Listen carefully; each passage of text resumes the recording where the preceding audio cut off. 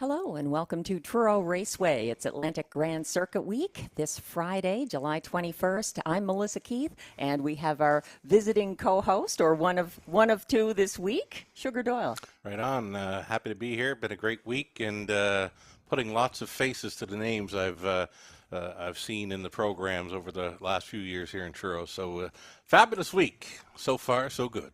Equine as well as human, I understand. You've been making friends on the backstretch with some of the horses and horse people here at Truro. Yeah, very, very nice backstretch here. Very kind to the Sugar Man, and like I said, great week, and lots more to come. And there's lots more to come tonight. We've got a wonderful card here with some stakes that we'll be speaking about. Sugar is going to be doing some Winner's Circle interviews. And also, we have doubled the Survivor jackpot tonight. It is $200 that you are in the running for if you play along with TruroRaceway's Survivor contest. I will give you updates throughout the card. That's double the normal amount. Right and on. all you need to do, well, I make it sound easy. It's not. What you need to do is hit the board in as many races as you can and play for HPI credits, Horse Player Interactive. So join HPI, wager on TruroRaceway, get in those Survivor entries. That's right. You got to be an HPI member to get paid. You can win it, but if you're not an HPI member, you're not going to get that $200. And we have some highlights from Atlantic Grand Circuit Week so far. There have been 3 records set. 2 of them are Canadian records for the distance, and one is a seasonal 2023 record for the age and gait. So we're talking about the distance day races that you called, 2 of them. You were there for Nova Scotia Strong in the booth for his mile and a quarter Canadian record, 2:29 flat. Yeah, circled up from last, 4 wide, big push, and when made the winning move with a quarter mile left to go, he would not be caught. And then Rising Horizon, one that you know very well around the backstretch here at Truro, big win in the mile and a quarter event. Oh, Rising Horizon was really feeling great after that. Three-quarter mile. Three-quarter mile, yeah. He really liked the distance. He just nipped the great I'm a Looker too. What a battle of 2 excellent horses. 1:25 and 1, so that's a Canadian record for a half-mile track for the three-quarter mile distance. And then we had another record in Atlantic Sire Stakes 2-year-old trotting action Tuesday night. That's right. Dusty Lane Wee, a very sharp 2-year-old trotting filly, 2:02 and 4, and dropped the mark considerably that was there before, and that horse came to play. Yeah, 202 and 4. I can't believe that we all let that one get away somehow. A very nice price considering the connections. Gary McDonald and Ronnie Gass own that one, and Mark Campbell driving for Len Myers. So that was a Canadian record, the 202 and 4 for Dusty Lane Wee. So keep in mind, we have a pick 5 going tonight. We'll tell you a little more about that. You have to get in before race 1. That's when it starts. You've got 24 minutes to, as Sugar would say, think about it. Yeah. But make sure you do that. There are some messages coming up here, and we'll be back with a little more information about tonight's great card at TruroRaceway.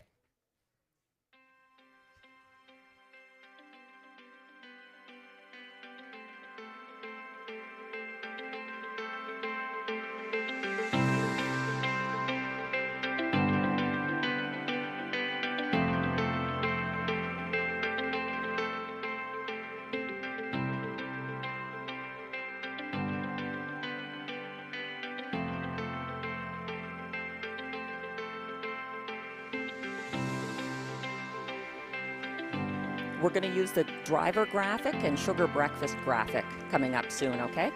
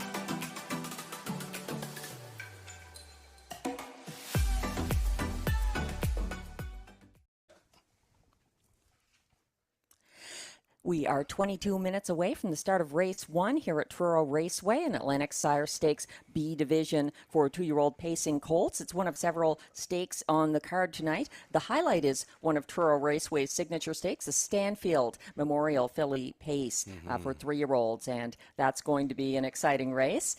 And we have other things happening this Atlantic Grand Circuit week. The Ron Harris Memorial Trophy is given out to the top driver points-wise. Points are awarded for top 3 finishes. And so far, I believe Mark Campbell is on the lead there. Take a look. I'm wrong. It's actually, take a look, Paul Langell. I stand corrected. Paul's having a pretty good week, he right? is, yes. And Darren Crow, another TruroRaceway regular reinsman, is there in second with 18 points. Mark Campbell, who had a fantastic night here when he did visit for Tuesday, 16 points. And then we've got Ernie Laffin in fourth with 12. And, after that, it's another star-studded roster there with Monica Sutherland, the amateur race winner, getting up for 10 also on fits that. in there. You know what? I'm looking at the board there, and if there's one that's going to make a big push this evening, look out for Jason Hughes, currently sitting 7. Lots of live bullets for Jason on this evening's card. I noticed that. Yes, he's coming with some real horsepower tonight. And for people who are going to need to recover tomorrow morning with some coffee and some good stories, I understand you can help them with that at the Horsemen's Club. Come recover with me at the Horsemen's Club. We're going to have some breakfast. We're going to have some laughs. The price is right. $12 for a breakfast buffet. No tickets are required. Just show up and enjoy. And I'll do my best to get a few laughs in. But you know what? I might even have a Q&A. Anybody that has any questions of how I get into the game or how it's going or where I've been and where I'm going, feel free to come on by and we'll chat things up. And it's a great breakfast for a good cause there as well, supporting the Truro Horsemen's Club, an institution on the grounds, and in the best sense of the word, institution. They're doing well this evening. I took a drive by there, and the parking lot is full at the Horsemen's Club. And it will be tomorrow morning as well. What time does that start at, 9 a.m.? I believe we're going to go 9 to 11 a.m. It should be a great time. I know breakfast is one of my favorite meals of the day, and I'm looking forward to putting a few more faces to the names here at Truro. Some caffeine-enhanced stories from Sugar at the Horsemen's Club. $12. It's a great deal. So tonight, looking at great deals, I can say our pick 5 is definitely one. We have the lowest takeout rate in Canada, just 12%. I saw Gabe Pruitt promoting that as the lowest in North America. He was talking about the Red Mile opening up. Truro also has that. We're matching 12%. it. 12%, nothing wrong with that. We started it. Yeah, $1,500 guaranteed pool, and it kicks off in race number 1, so there is still plenty of time to get your selections together for that. 19 minutes to race 1, Mel. And just a reminder that it's a 20-cent minimum for the pick 5 now here at TruroRaceway. As Sugar said, it does kick off in race 1, and the usual guaranteed pool of $1,500 is in effect tonight. But you need to have those wagers in for race 1. There's our graphic illustrating the reasons that it makes sense to play the TruroRaceway pick 5 kicking off in race 1. Lots of superfecta opportunities again tonight, Mel, and of course the pick 4 covers the final 4 in the program. And we've had a few carryovers recently, too, with superfecta. So keep your eye on that as the night continues. Some of the long shots have been factoring in and causing some money to move on to the next superfecta for players to pick up there. So for sure. Anytime you can get a carryover, the takeout goes way, way lower. They become must-plays. Exactly. So you heard it from Sugar, and he should know. And we have some other things happening here tonight, as well as the stakes action. There are going to be some races for amateur drivers, I believe. These are true amateur drivers. These are people who are not driving, like Monica Sutherland is actually driving regularly in Cape Breton, but for people who have even less experience in the sulky, but they have what it takes to get out there. They have that courage and confidence to sit behind a horse. So we're going to have Caitlin Wesley do a draw with Sugar shortly for post positions. These are coming up, as you can see in the graphic, after race 7, amateur race 1, with Troy Delaney driving Perceptor, Mike McCollum and Timel Charmer, and Chris Colvin and Mighty Mouse. Mighty Mouse, I got over to see her face to face. I know her well from London, and I've been promising CC that I would come face to face. And you know what? A little pep talk for her today. I said, let's go. Let's go, CC. Yes.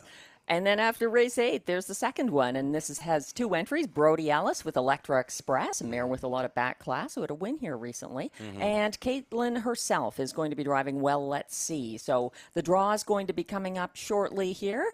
And we'll be back for that as Caitlin Wesley joins Sugar Doyle for the amateur race draw tonight at Truro Raceway. We're 17 minutes away from the start of race 1.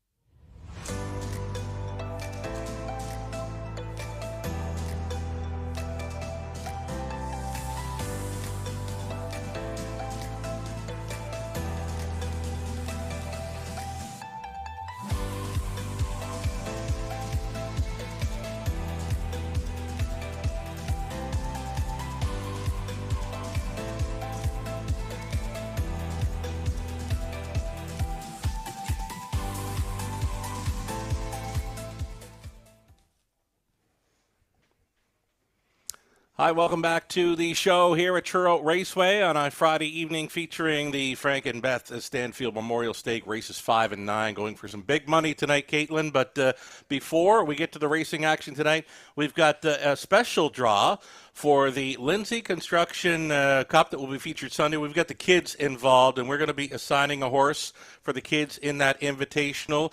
Caitlin, maybe just briefly tell us about this Lindsay Construction Cup for kids. Yeah, so it was like 2 years ago. I kind of came up with the idea, and then all of a sudden, I applied for grants to get the kids involved. Sure. And this year we didn't get a grant, but we have the THHOA, and we have Lindsay Construction Company helping pay for everying.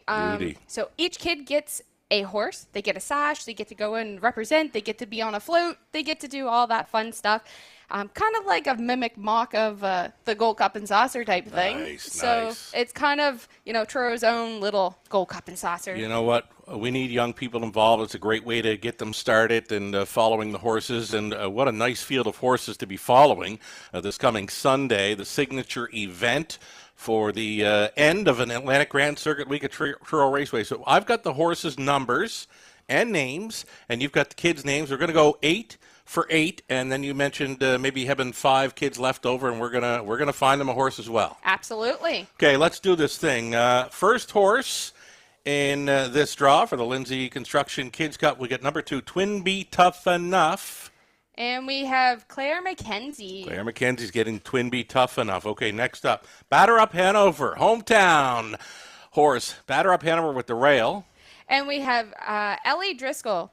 Perfect. Okay. Morning line favorite looks like number 7, Roll'em, and Roll'em could be tough to beat. You got it. We have Ava Skinner. Woohoo.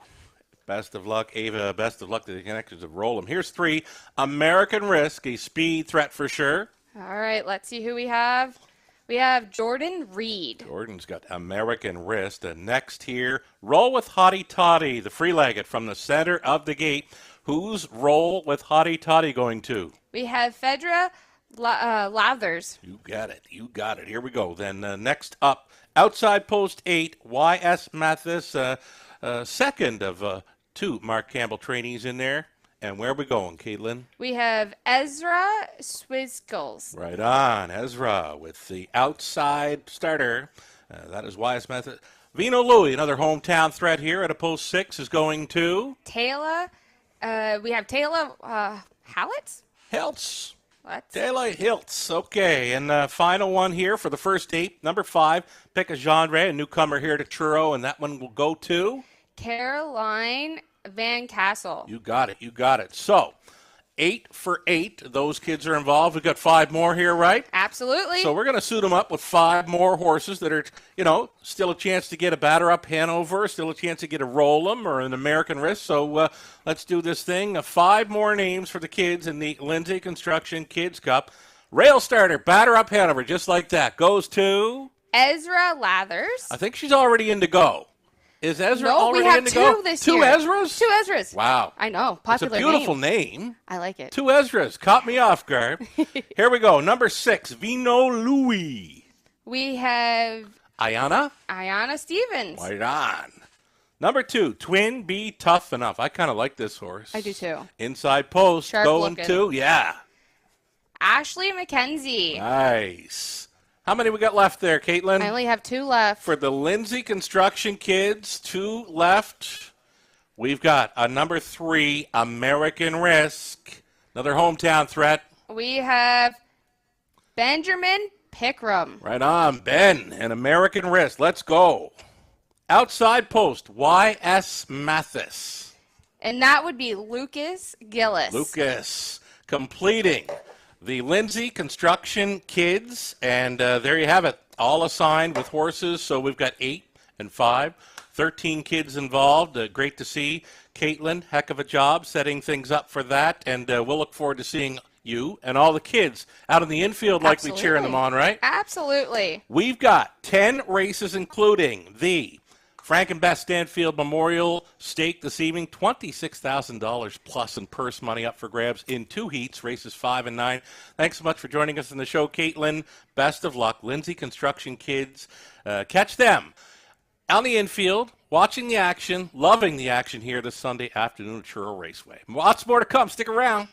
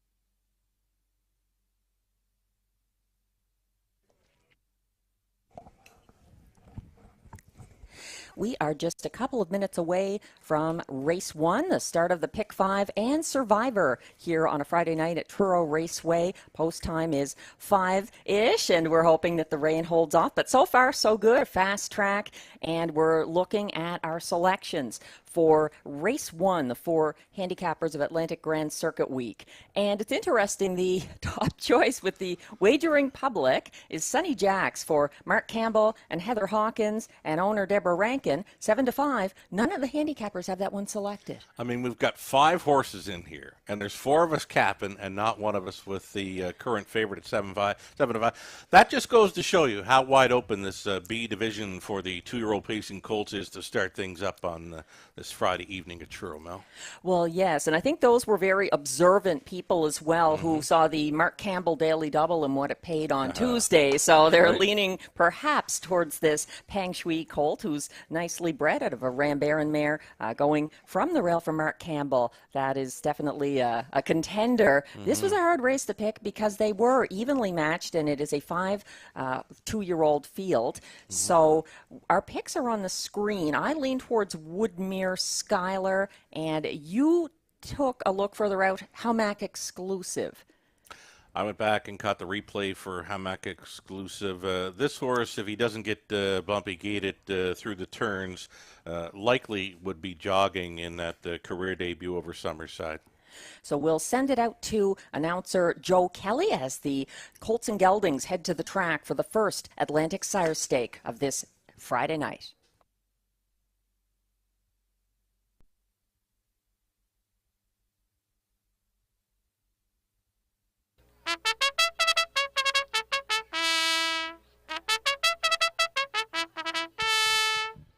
Horses on the track for tonight's first race. Atlantic Sire Stake 2-year-old pacing colt B division, the first of 2 B divisions. And here's the field. Number 1 is Sunny Jacks.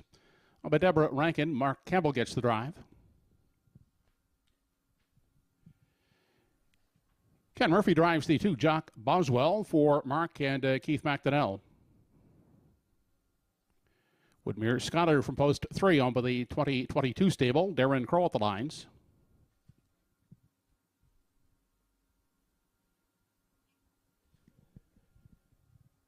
Henry Pasquata and Larry Snow, the owners of number 4, Harry Holmes. Adam Murner in charge.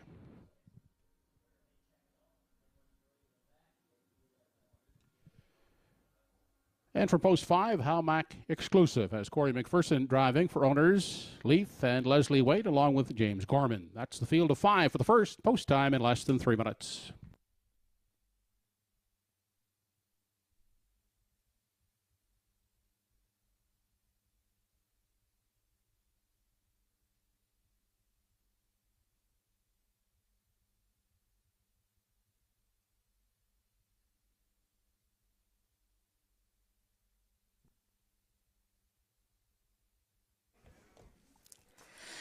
And we are waiting for the start of race 1 here at TruroRaceway, Atlantic Grand Circuit Week, with Atlantic Sire Stakes B Division male pacers in the first. And this is Howmack Exclusive, who you picked on Top Sugar. This horse was winning easy if he doesn't get fumbly gated. The son of Source of Pride, out for the career debut. Still managed the back half in 1:04. That's with a pair of breaks. You know, they weren't nasty breaks, just kind of rolling off, going through the turns. So these are bigger and better turns here at Truro. You know, they can corner well, especially the younger horses here. And here's Harry Holmes on the screen now. He was coming first over from 3rd at 3/4, chasing Howmack Exclusive July 13th at Summerside. And he went past to get the win, but that was in part because of the break by your selection. Well, this is it. I mean, I'm looking at the stretch drive, and even coming through the stretch now, there's no turn, of course, but this horse obviously saw a shadow and shied away from it. It was just green kind of baby behavior that you do see in these 2-year-olds with this little racing experience at this point in the season. So definitely forgivable, but this was a winner.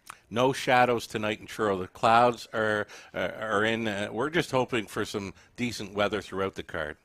Yes, so far so good. Fast track, and People are outside enjoying the warmth, you could say, on the tarmac in front of these colts and geldings as they go by as we get ready for the start of race 1. If you haven't got your Pick 5 ticket yet, we highly recommend that wager. It does have a $1,500 guaranteed pool, 20-cent minimum, kicks off here in race 1.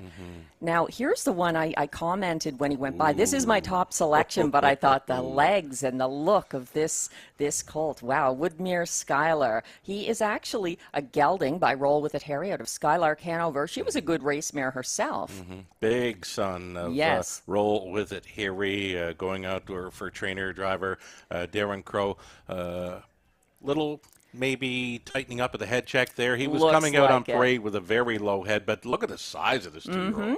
And he worked very hard to clear Howmack exclusive to make front early at Summerside on July 13th, and he led to 3/4 and had 2 moves that race, I noticed. Sometimes when they're this big, they can be, a little harder, a little clumsy. This one doesn't look that way. He looks very mature, though. Like some of the Woodmeres, they have that look. They're very polished, well-bred 2-year-olds. He looks all right, and there is still time to get in on the Pick 5 play, $1,500 guaranteed pool. If you want to make it through race 1, I'm suggesting the all button. I mean, like I said, there was 4 of us capping it, 4 different top picks, and that one keeps on taking action.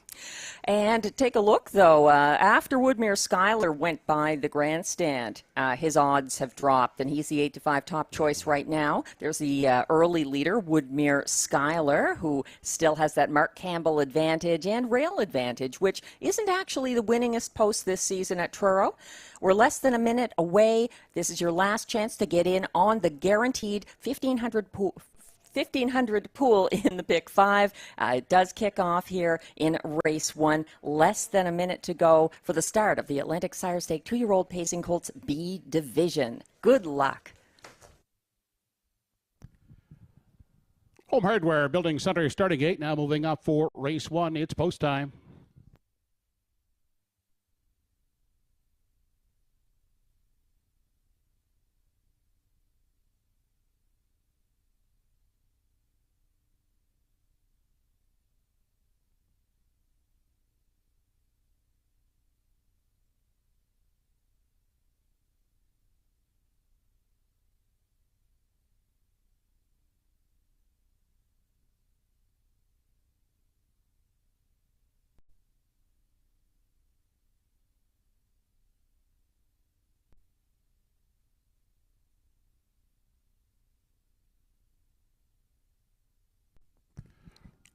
Race number 1 of the evening, Atlantic Sire Stake 2-year-old Colt B Division. First, the $4,000, Sonny Jacks, Jack Boswell, Woodmere Scotter, Harry Holmes, and Howmack exclusive.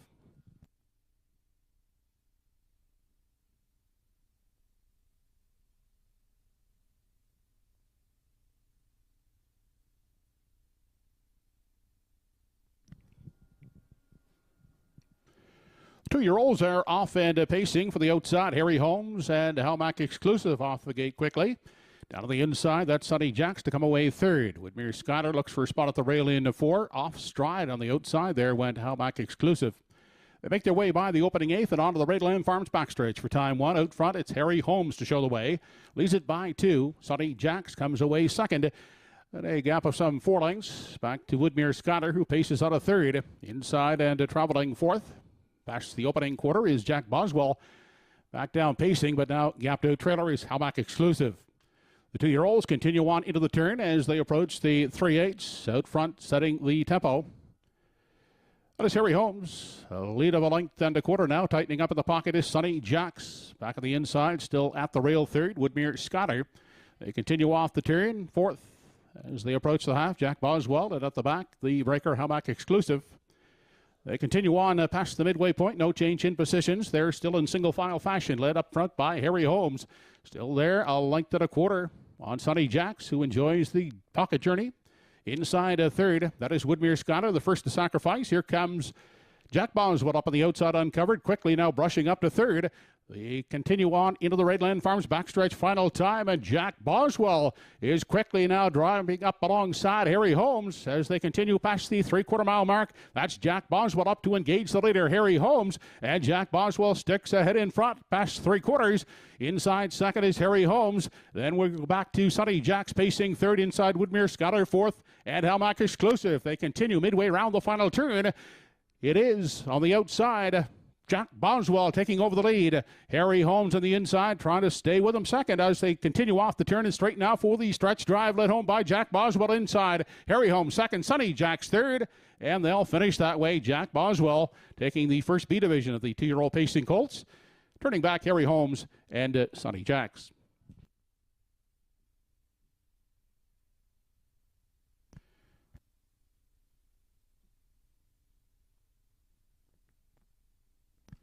Mile paced in 2:01 and 1/5.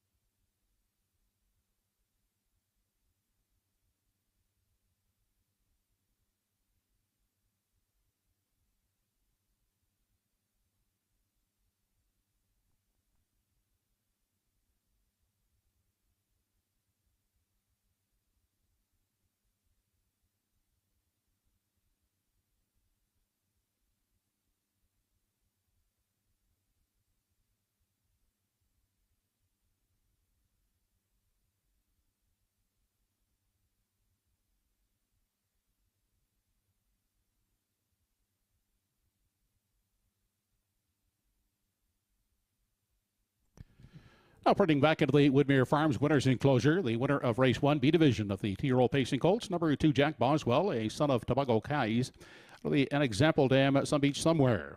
Was bred by Mark Goliath and Craig Arsenault, now owned by Mark and Keith McDonnell of Fort Hood.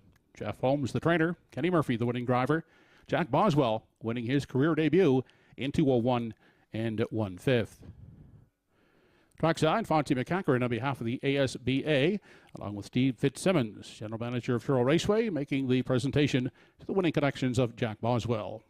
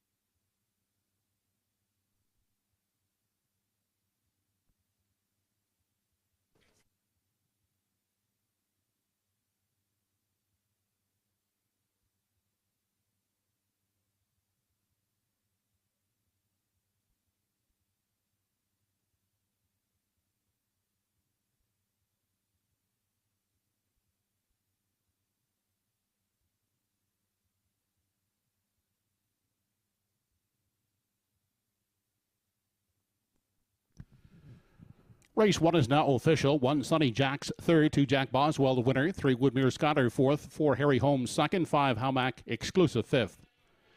Fractions were 29 and 3, 101 and 1, 131 and 1 the mile for Jack Boswell, 201 and 1/5. Top down 3-1, 4-2-5. First race try, 2-4-1 combination, 150-350. The 2-4 exactor, 79-30.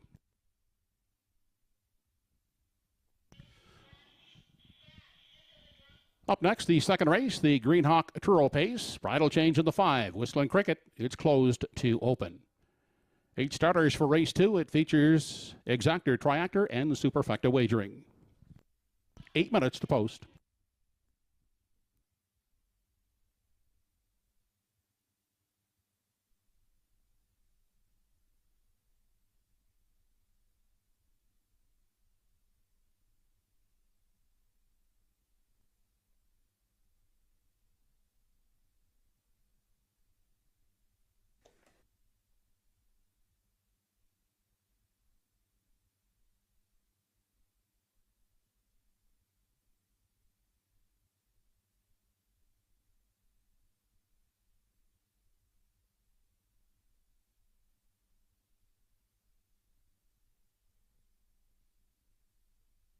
This race replay is brought to you by Symes Horse Transport. Based in Nova Scotia and with over 20 years of experience, Chucky Symes would welcome an opportunity to transport your horses when you need them moved. Operating 2 rigs, Symes Horse Transport offers safe, feasible, and timely trucking in Canada and in the U.S. We also buy and sell horses. To book a stall and to get a quote, call or text 902-664-7086 or email sd.symes@gmail.com. Good luck racing.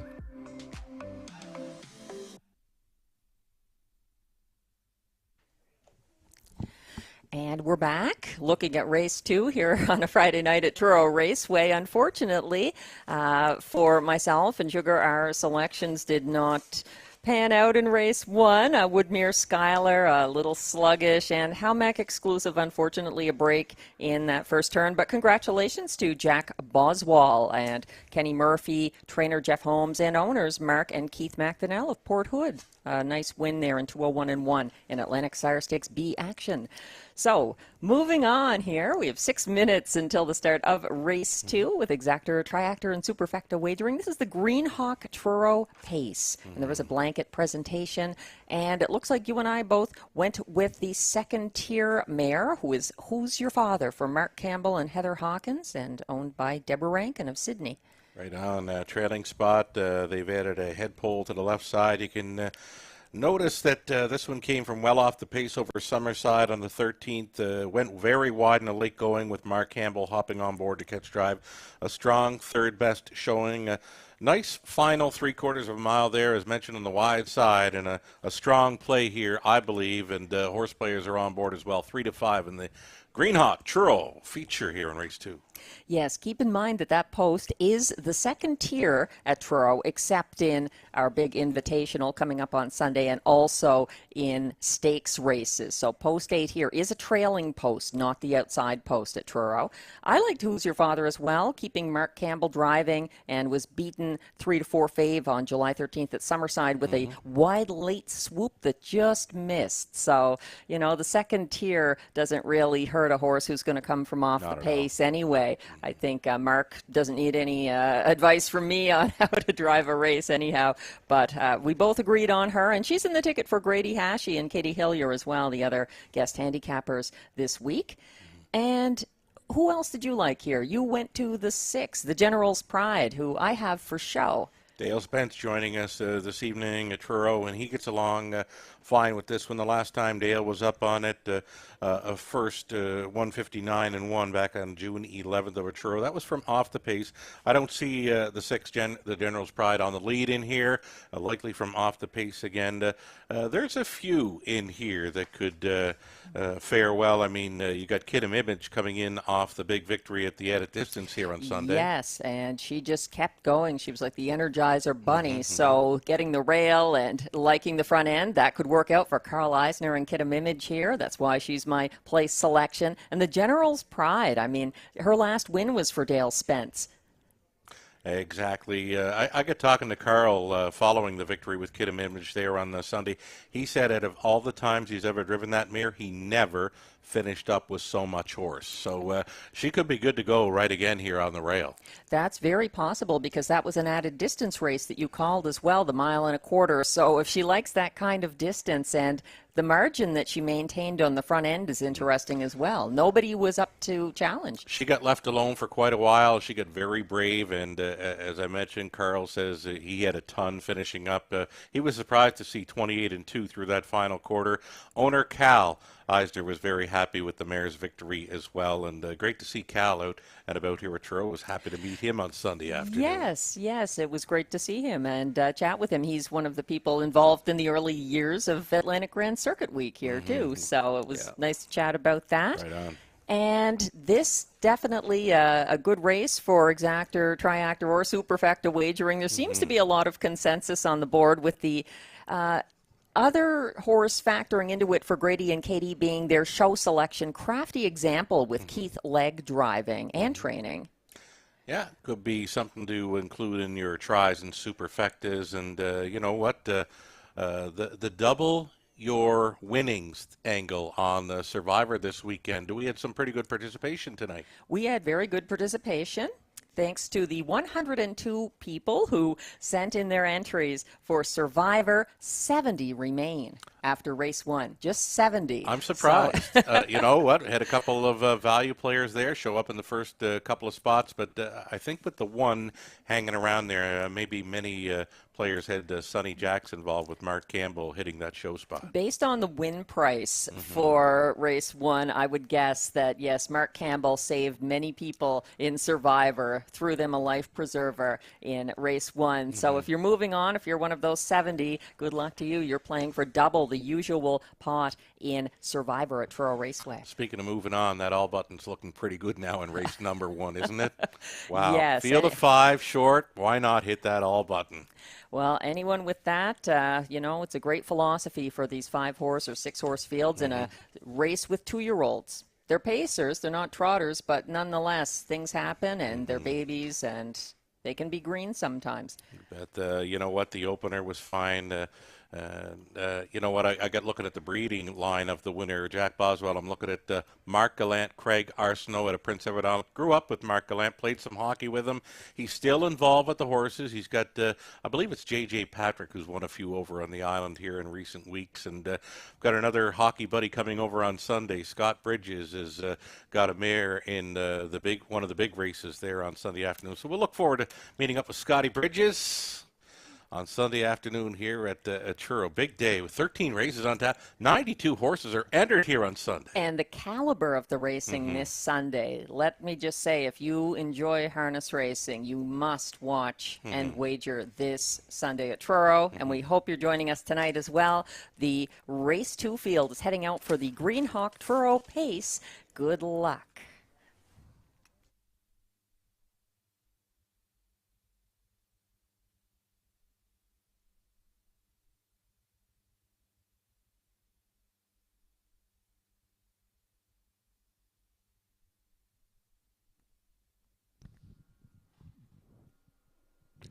Back in tonight's first race, we have a correction of the mile time. The mile time should have read 2 minutes flat.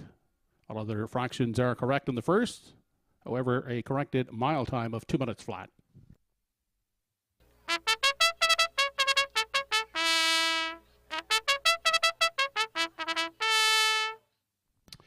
With the call to the post, here are the entries for the tonight's second race, the Green Hawk Truro Pace. Number 1 in the field is Kidham Image, owned by Calvin Eisner and driven by Carl Eisner. Paul Angel at the controls of 2 Camco Willow for Pam Moore. Keith Legg, the driver of 3 Crafty Example. He's owned by Mona Legg.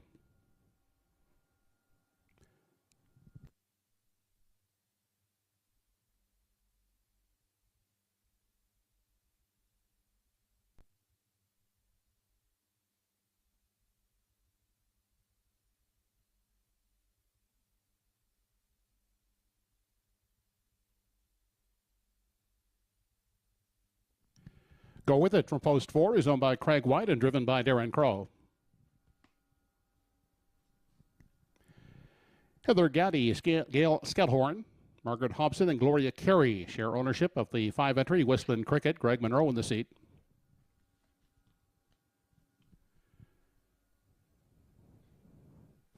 Dale Spence will guide the General's Pride from post 6 for Andrea Renison and Nick Fleming.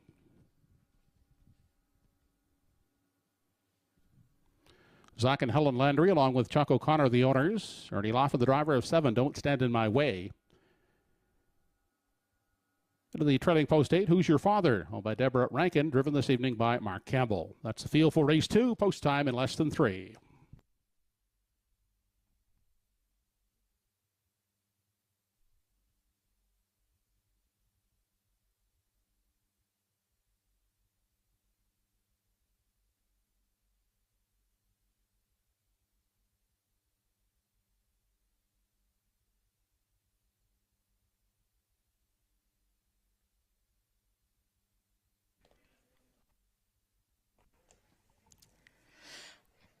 Race 2 is coming up, the Green Hawk Truro Pace. And this is my top selection and Sugar's top selection as well. Who's Your Father from the second tier for Mark Campbell. Campbell got along fine with this one last time out. An outside post over Summerside, took back, made a big swooping move on the wide side, nearing 3/4 still. Closed up strong to finish third, just missing by a quarter of a length.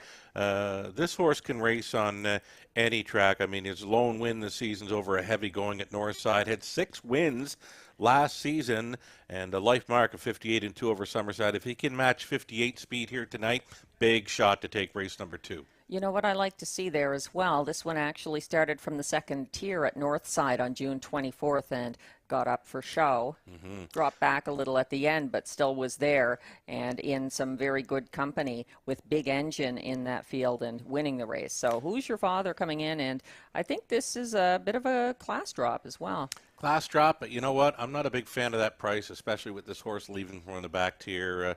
I like horses with their nose on gate going a half mile. A 3 to 5 from a trailing spot, I just can't get there right now. So you're leaning more towards your place selection, the General's Pride. She did win the last time that it was Dale Spence in the bike. That was from an inside post, though, and that was back in June, June 11th here at Truro. I like her, but another one where I'm not a big fan of that price. 8 to 5. I was kind of expecting maybe a 2 to 1 or 3 to 1 price against these. Dale Spence over from Prince Edward to drive, and we're getting a look at the General's Pride right now. Nice and relaxed prior to race number 2. She has the home track advantage, and as you pointed out, lots of wins here at Truro this season. And just there's something about that horse driver connection. She does her best work for Dale Spence, or she certainly did the last time he drove, and he wasn't here Sunday. He was unable to pick up his drives here at Truro, couldn't make it to the track. So one thing I do like about the 6th, the General's Pride, probably the most consistent in this race. You look through the program lines, you see a lot of wins, you see a lot of top 3 finishes. Here's Carl Eisner with Kidham Image, fresh off the added distance victory. And what I see there is as soon as she got something other than an overland trip, she got the win, and the distance was less of a factor.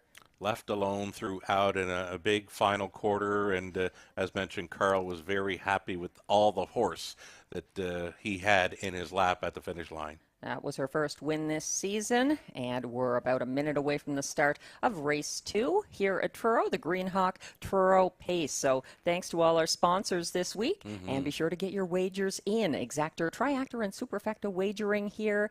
Good luck to all of you, whether you're playing on track, on HPI, or at one of our OTB outlets.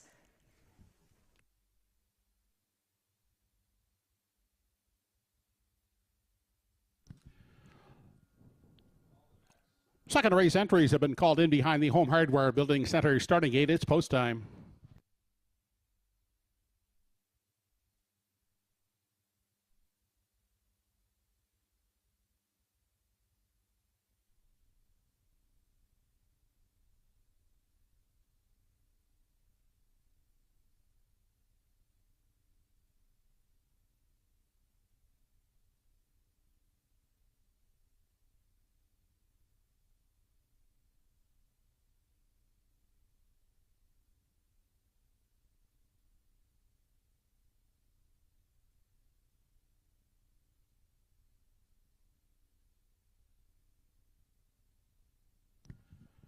Race number 2 of the evening, the Green Hawk Truro Pace, Kidam Image, Camco Willow, Crafty Example, Go With It, Whistling Cricket, The General's Pride, Don't Stand in My Way, and Who's Your Father?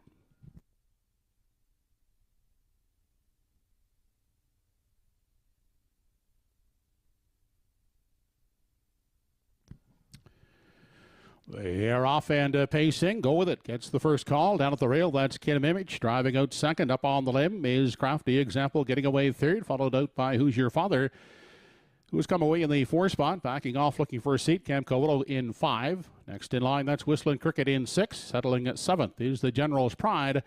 And Don't Stand in My Way is the early trailer. They're single file as they enter the Redland Farms backstretch for the first time. Out front, it is Go With It. To set the tempo, the lead is a length and a half. Kidam Image will track in the pocket. Tied up in 3, that's Crafty Example. Who's Your Father next in line is spotted 4th at the rail.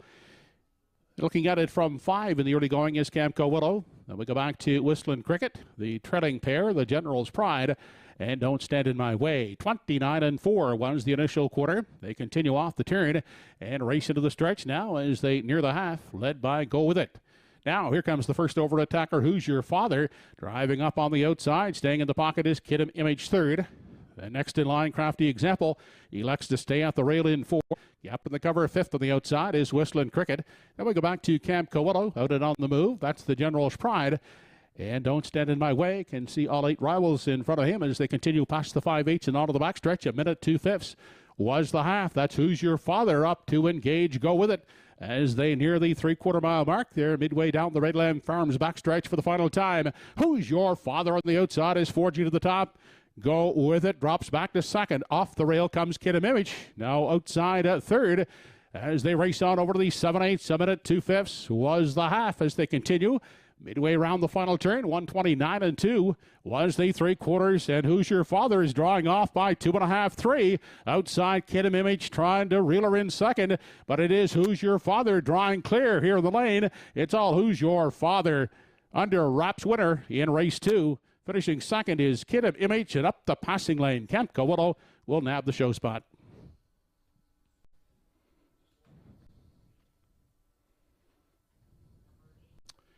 Mile paced in 1:58 3/5.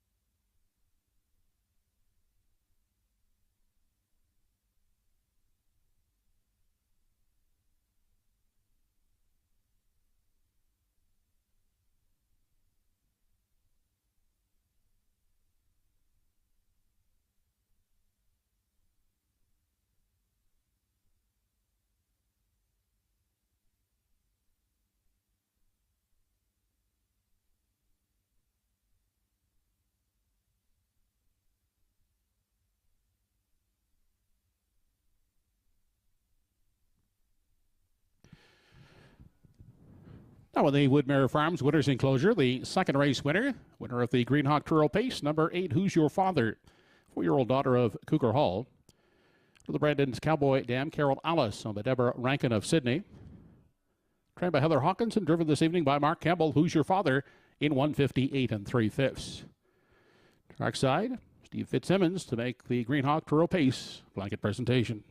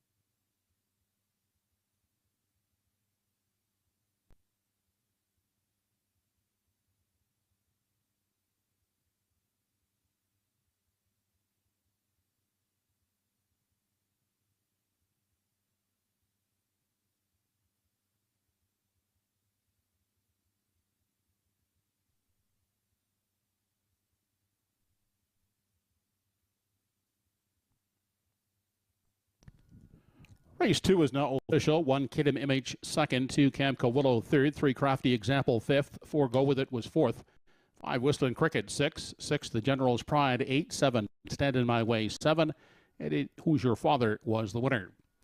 29 and 4 the quarter, half a minute 2 fifths, 3 quarters, and 129 and 2 in the mile for Who's Your Father, 158 and 3. Rechecking from the top, 2, 3, 5, 4, 6, 8, 7, 1. 8-1-2 try in race 2, 44.10. 8-1 exactor, 960. The 2-8 daily double, 77.10. And the $1 superfecta, 8-1-2-4 combination, 145.35. Up next, the third race, the Frank Era Appreciation Pace. We have a scratch of the 4 entry at the helm. At the helm is lame. Down to 7 starters for race 3, post time in 6 minutes.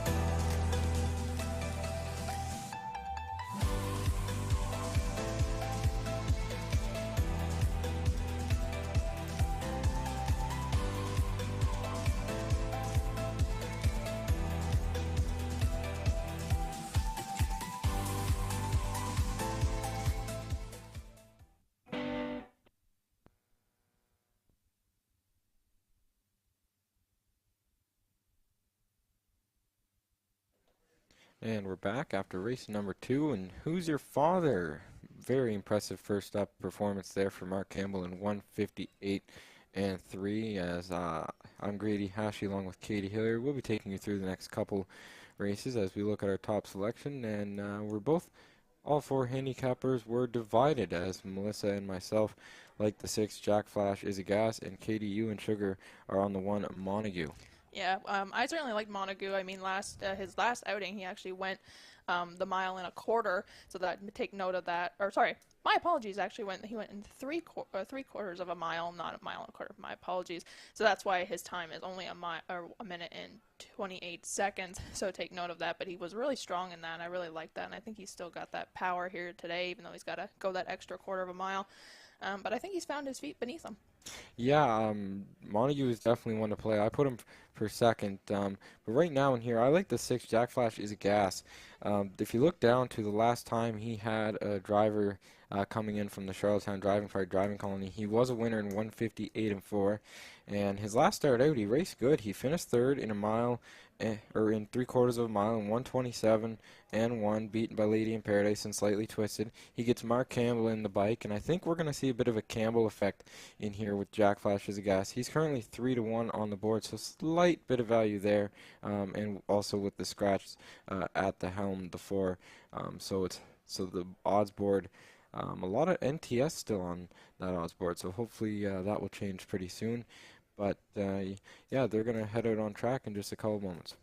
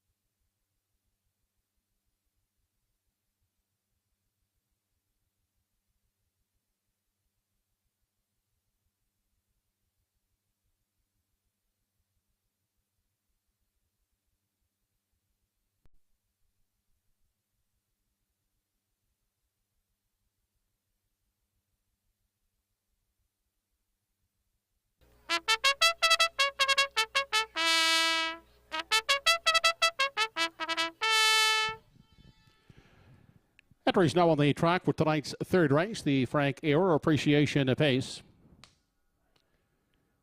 Here's the field. Number 1 is Montague, owned by Wayne Webby and driven by Robert Laffin. Robbie Smallwood and Cyril Harvey, the co-owners of Two Prada Paradise. Tonight, Jamie Ramsey.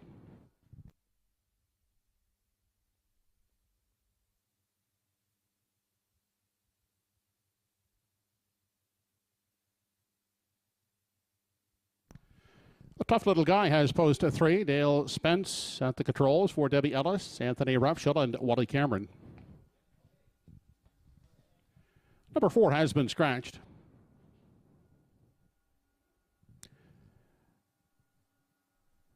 L.D. McDonald has the lines of 5. Reggie's Game, owned by Donna Wilson.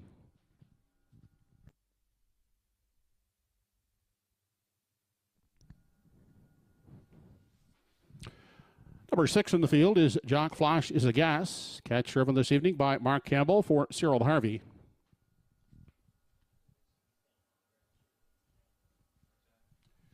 Trish Hardy's Stone Beach Lily is the 7. Corey McPherson aboard. The Coup Cobbler will round out the field from the trailing post 8. He's owned by the Autumn Gold Stable and driven by Greg Monroe. That's the field for the third race with post time in 3 minutes.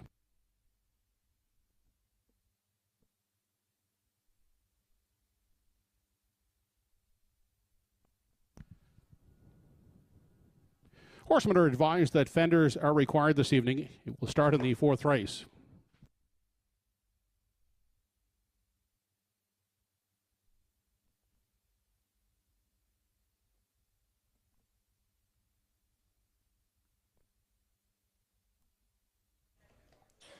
And we're back here, and we'll head out on track. And Katie, there's your top selection in here. Montague, a beautiful son of Better's Delight for trainer driver Robert Laffin and owner Wayne Webby. Looking all right out there, going down in the mud. Right now he's 2-5 on the board. Yeah, I have a soft spot for Better's Delights, if I'm being honest. And this guy, he's got 2 wins and a second on the board already this year. So I think he's going to continue with his luck here this afternoon. And currently the track is still listed as fast, but it is starting to get a little sloppy out there. It's starting to rain here in at TruroRaceway. Hopefully the rain will let up and keep our track fast, but we'll update you if the track conditions do change. Yeah, for sure. That track is looking a little slippery out there right now, a little muddy. So you can imagine there probably is a slight variant on it right now, but I think that the track's still in fine condition. And I believe this track can hold a lot of water too. So it'll be interesting to see as the car goes on, and the forecast is kind of showing some rain and some not. It just it's like the weather doesn't know what it wants to do. But there's my top choice on the screen right now. That's the 6, Jack Flash is a Gas. He's got his owner Cyril Harvey in the bike right now, but Mark Campbell will be doing the driving in here. This son of Immaculate, he has shown some speed in the past. He did go wire to wire on June 11th in 158.4 with a 30-4 closing quarter. Had Gilles Barrio on that day. His last start, he was 3rd in 127.1 in 3 quarter-mile race, where he left hard from post 6. He has post 6 again today. He has Mark Campbell, who is no stranger to leaving the gate hard, and Mark Campbell is a very good driver on PEI and in the Maritime. So Jack Flash is a Gas with that driver upgrade. I will say he has a good chance in here right now. 6-1. You're getting a lot of value on him. Yeah, certainly, and I will admit I was not familiar with a lot of the Atlantic side of drivers and such when I first came out here, but one thing I have learned quickly is that Mark Campbell is not one to shy away from getting that hard drive, and he's one you kind of can't leave out of your pick any of your picks, because he can be really unpredictable, I find, and I kind of like those drivers that it doesn't matter who they're driving, you can always count on them to give them the best drive possible. Yeah, exactly. He maybe he doesn't leave much for the next start, depending on the horse. He will, but he likes to go out there and try and win the race every time. Certainly, and on your screen now is 3, a tough little guy, and Dale Spence is in the bike for him. Yeah, Dale Spence in here for Donald Ellis and owner Debbie Ellis, along with Anthony Rupshall and Wallace Cameron. Good ownership group on this guy He's had a weird season, I think you can say. He's winless. He's got 9 starts, 1 second, and 1 third, but he has shown some decent speed. He's charted in sub 2 minutes 4 times down his lines going a mile in distance. His last start in a 3/4 mile race, he was outside for about a 1/4 mile, ended up finishing second, beaten 5 3/4 lengths by Montague in 1:59.1. That was with Jeff Ellis in the bike. Dale Spence comes in from PEI to drive in the stake races, and he'll hop on this guy in here as well. You're getting 6-1 on him. I think he's good value to put in the exotics like your exactors and your triactors, because I think with the right trip, he'll have a good chance of getting in the ticket. Yeah, certainly Dale Spence has had a really good start to his career, because I know he's still a fairly young driver and new to the circuit and everything. He did drive a bit in Hanover for us that last season. It was really nice. He's a very down-to-earth person, and I think he's got a shot here today too. I'm interested. I think this is a pretty wide open field, in my opinion. Yeah, and speaking of wide open field, you get a 7-2 right now on the 5, that being Reggie's game for Neldy McDonald. And Toby McDonald is the trainer. The horse was 4th in a higher class condition in 1:58 flat, 30 seconds flat on the closing quarter. This horse does have a lot of speed. He does show a win last year in September in 1:54.3 out here right at Truro. That was a wire-to-wire win. He does like it off the front. At a post 5 in this group, he might not be able to get it, but we'll see what he can do. You're getting 4-1 on Reggie's game right now. Yeah, certainly. Yeah, it's a pretty wide. Other than the one who's currently at 3-5, everybody else has got some more value to them. So, if you got the one, definitely do like an exactor, and you might get a good payday on it. Yeah, and there's a 7 right now, Stone Beach Lily. This is a local horse, as she is from right here in Nova Scotia. She's another one that she showed flashes of speed last year. She was a winner in 1:58 over Charlottetown. She made 10 grand last year with 2 wins, 6 seconds and 4 thirds, with a 9% win average. Corey McPherson comes in from the island, gets in the bike. We'll see what he can do with her. You're getting 9-1 on her right now, Stone Beach Lily. If the trip works out, she could be a factor. Yep, certainly. And while we just have less than a minute now to wager and get your picks in for race number 3, we'll send it up top for the race to start.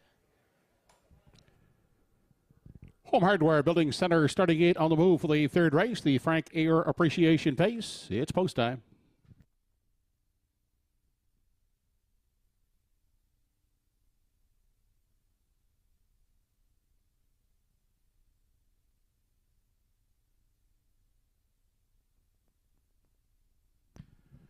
Race number 3 of the evening has Montague, Pride of Paradise, a tough little guy. Reggie's game, Jack Flash is a gas, Stone Beach Lily, back tier to Coot Cobbler.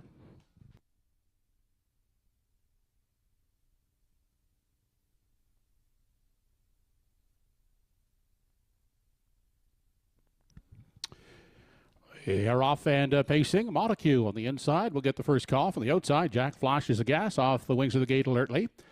Taking a tuck is a Pride of Paradise in 3, next in line. Away 4th, that's a tough little guy, followed by Coot Cobbler from 5. Looking at it 6th in the early going. He's an unhurried Reggie's game, and sitting at the back of the field is Stone Beach Lily. They move into the Redland Farms backstretch for time 1, and taking over was Jack Flash is a gas, opening up a 2-length lead for Mark Campbell on Montague, who will race from the pocket. Looking at it from 3, that's Pride of Paradise. And a separation of some 3.5 lengths back to a tough little guy who looks at it from 4. Coot Cobbler still there in 5th. Back in 6, Reggie's game, and still trailing. That is Stone Beach Lily. They're single file, making their way off the top turn. Out front, it is Jack Flash is a gas, setting the tempo as they approach the half. 28 1/5 was that initial quarter.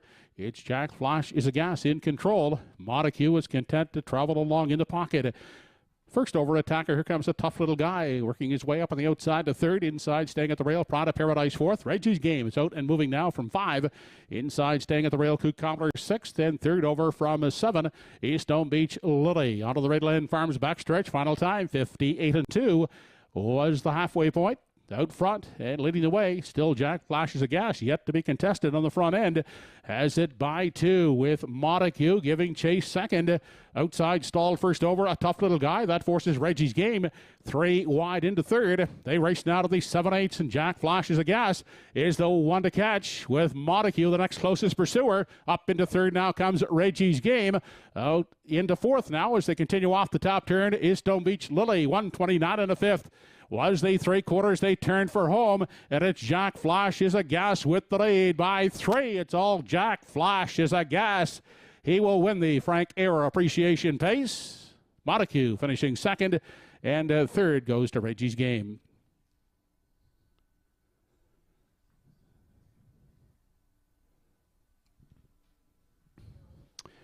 Mile in 1:59 flat.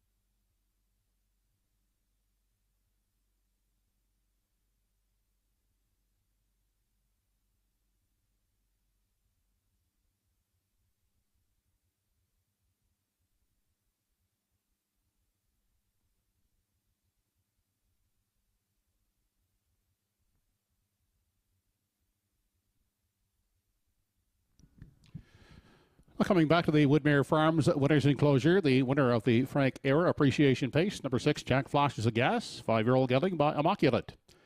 Over Cyril Harvey of Elmsdale, trained by Henry Smallwood. Back-to-back winners for Mark Campbell. Jack Flashes a Gas in 1:59.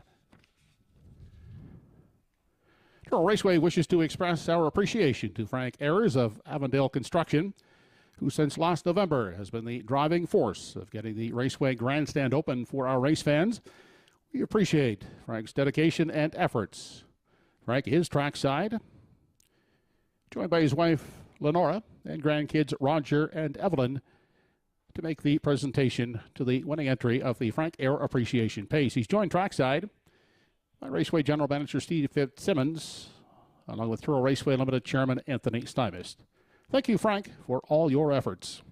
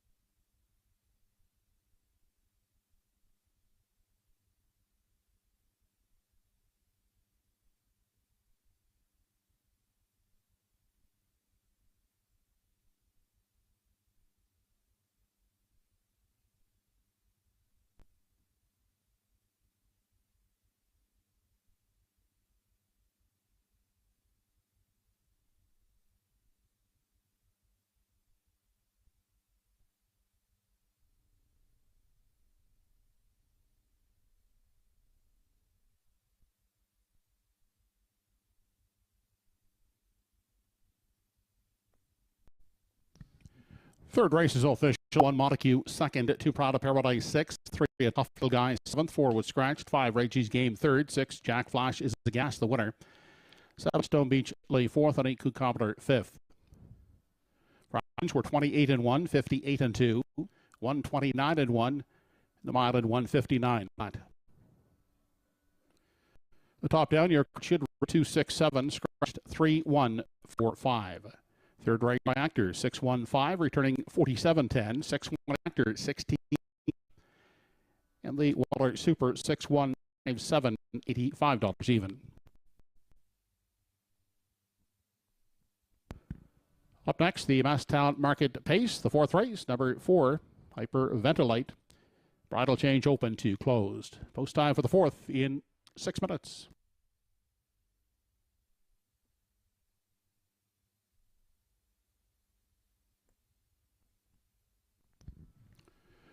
The judges have downgraded the racing surface to a good track with a 1-second variant.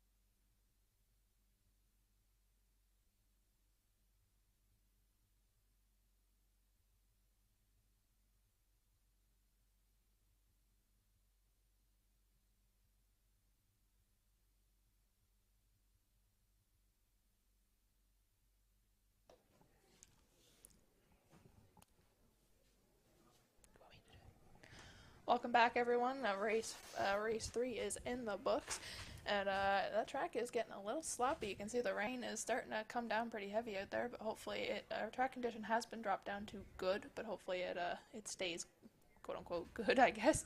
But let's move ahead now to race number 4. Grady, I'll give you the first crack at who you think is going to win race number 4. On race number 4, I went to the 2 just as you did and Sugar did. Like a glove in here. I really like his breeding. He's a McWicked out of a Badlands Hanover. He's a 2-year-old colt. He seems like he's got lots of speed. He tried in his first start out on June 9th, and he just looked a little immature and a little too fired up.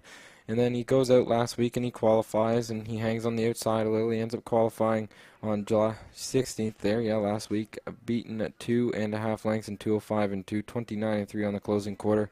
Robert Laffin trains. Mark Webby will drive. Wayne Webby is the owner. They always develop good young horses, and I think that this is going to be one of them in here. So like a glove right now, I'm liking him. He's currently at 1-9, so I would like some better odds though. Yeah, certainly. I mean, I have had some first-hand experience with a couple McWickeds. They are definitely headstrong. Their personalities are big. I'm not gonna, and they are, they're strong. They're strong on the track. But I found they develop a little bit slower. But once they develop, they are strong as nails. And I think that this 2-year-old colt is just gonna find that second gear here this afternoon, or this evening, I guess, and find a win here this afternoon. Yeah, like a glove. Melissa Keith, she went to the 4 Hyperventilate in here. I know this horse pretty well because he was racing in New Brunswick, in my homeland, if you will. He got sent to George Renison, and in his first start right here in Truro, he was 5th, 7 3/4 lengths off, 31 and 2 on the closing quarter. From what I've heard is that maybe this horse is just a touch bit lazy, but he's a big, strong colt, and if he can stay interested in the mile, he'll have a good chance in here. You're getting 6-1 on him. Hyperventilate. Paul Langell on the bike. So if you're looking for a bit of an upset, I think Paul's the driver to do it. So yeah, I do like Mel's pick of the 4, as I do have him for third, but there's a bit of diversity on the board as far as the rest of the ticket is concerned, as you like the 5 West River Henny for second, as the Sugar, and but yeah, we are seeing a little bit of diversity on the board, but they'll come onto the track here in just a couple minutes as we'll go to break.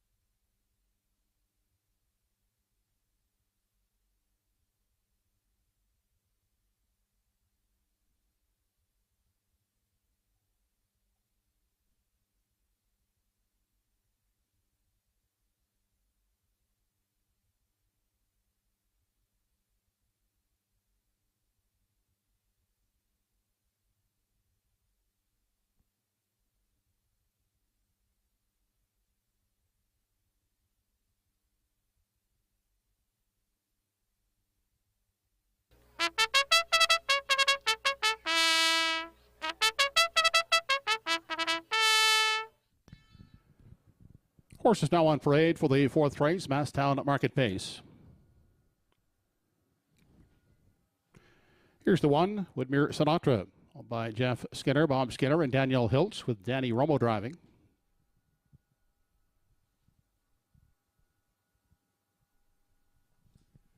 Like a Glove from post 2 gets Mark Webby for Wayne Webby.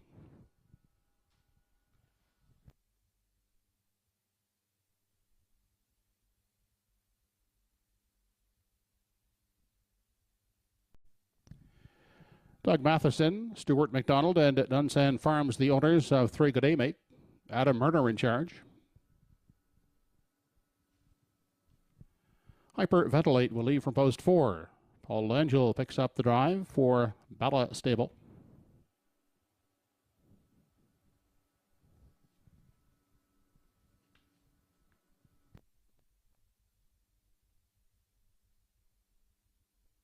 Haley McDonald, the owner. Kenny McDonald driving the 5 at West River Henny.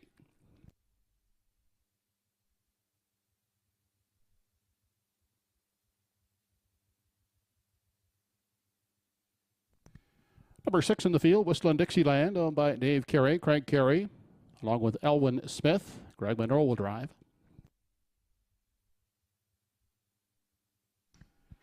Ernie Laffin owns and drives the 7 Doppelganger.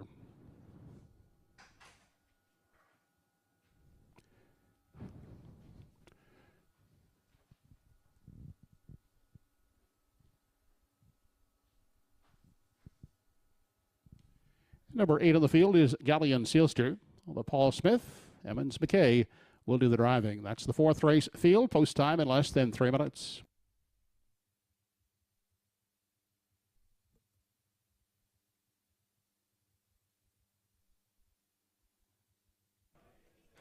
And out onto the muddy track we go for race number 4, as our track has been downgraded to good with a 1-second variant. And Katie, looking at this one, the odds board, we got a 1 with no tickets sold, we got a heavy favorite, and then the rest are all kind of mixed in there. And right now the heavy favorite at 1 or 2 is the 2 Like a Glove in here for Mark Webby and trainer Robert Laffin. Yeah, certainly. I think there would be a lot more value if you're doing some of the heavier betting exactors and tries. You get definitely more bang for your buck there. If you're going solo on the 2 Like a Glove right now, you're not going to get the best payouts. So if you're looking for value, it's best to find those higher wagers to the exactas and tries. Yeah, and I think that you would find value in the 4 right now at 6-1 Hyperventilate. I put him for 3rd, but also my 2nd choice, Woodmere Sinatra, at 9-1. I'm taking a shot and putting this one for 2nd in this field, making her first start. But Danny Romo, trainer, driver, he's developed a lot of great horses. So if one is going to... So I wouldn't be surprised, especially where it is a Woodmere bred side by Roll With It Hair. I wouldn't be surprised if it gets in the ticket. But there's Like a Glove, the favorite right now, 1-2 on the board for Mark Webby, looking fairly relaxed going down, which I think is definitely a good sign. Yeah, certainly. When I'm looking at horses on the track, especially during post-parade, I'm always looking towards the ones that are more lazy looking, in my opinion. The ones that are really riled up, I found right before during post-parade. I don't know. I find they spend their energy being worried about starting the race, and I just like the ones that are nice and calm and cool and collected before they go to the gate. Yeah, I agree. I think that the ones that are really relaxed before they go to the gate, those are the ones that I like to think are professionals. Yes. And they know it. They know what's coming up, and so they're just trying to be ready for it. And then when they turn to the gate, they flick a switch and it's time to roll. Which really, if that is the case with this colt, that is a really good sign right now. 1-2 on the board right now, Like a Glove. So the favoritism has dropped a little bit, but he still is the heavy favorite, as the rest are all in the upper teens, besides the 8 Galleon Sealster at 3-1 right now. Yeah, certainly. I had him as my 3rd choice. Hasn't had the best of luck lately, but did pick up won his qualifier and won 59 flat, 4 lines back. Really strong there, but just hasn't had some of the best trips as of late. But having that 8-hole can be tough sometimes. Trailing just depends on the drive you can get out of that, but hopefully he'll be able to get out and not get stuck on the rail, and we'll be good. And there's the 5 West River Henny, this trotting bred pacer, if you are not aware of, Katie, in here right now. for Kenny McDonald, for his wife Claire McDonald, and his daughter Haley McDonald is the owner. This one has shown some talent. It does have one sub 2-minute line down its lines, but it's going to need a bit of trip luck, maybe stay covered up there at the mile to get a piece of it for sure. Yeah, certainly. I thought this was quite a wide open field, and this one I looked over a little harder than some of the others, and I think the more spread out money across the betting board makes a lot of sense. Yeah, for sure. She's at 5-1 right now. West River Henny, this daughter of Tad the Stud, as you've just seen the gate start to get in motion. Here's Adam Murner on the 3 G'day Mate for Nick Oakes. This one comes in from PEI. It's showing a lot of X's and O's and some D and F's down his lines. If he can stay flat, he may be able to get a piece of it. Yeah, certainly, and that's the trouble with some of them. They just can't stay flat. They have that go, but they just don't know how to. I always joke that they don't know how to use their legs, and some of them find that out and some of them don't. And some take longer than others, but you can see we're just under 2 minutes to the start of race 4. And you see ghost rates on him, so maybe those will help. But there is the 8 there for the ageless Emmons McKay, Galley, and Sealster, as you mentioned earlier. I am a fan of the ones by Thinking Out Loud. I think they're a little bit underrated. He did win a qualifier back on June 25th in 1:59 flat, where he cut out a fairly even mile. He'll go from the trailing tier, and so he might be able to follow out Like a Glove, or I doubt Romo will want to leave very hard with Woodmere Sinatra in her first start. He'll probably just want to float away. But so I think Emmons with Galley and Sealster is going to get spotted pretty well, as there is Woodmere Sinatra and Danny Romo on your screen right now. Nice little filly by Roll With It Harry. I am a fan of the Roll With It Harrys. They're very proven in the Maritimes. And Danny's had success with the Woodmere breds, obviously Woodmere Steel Deal, to name one for sure. I think he's had a few others in the past. But yeah, as we are just getting down to less than a minute to post, the starting gate is starting to pick up the horses. We'll go to Joe Kelly for the race call of the 4th.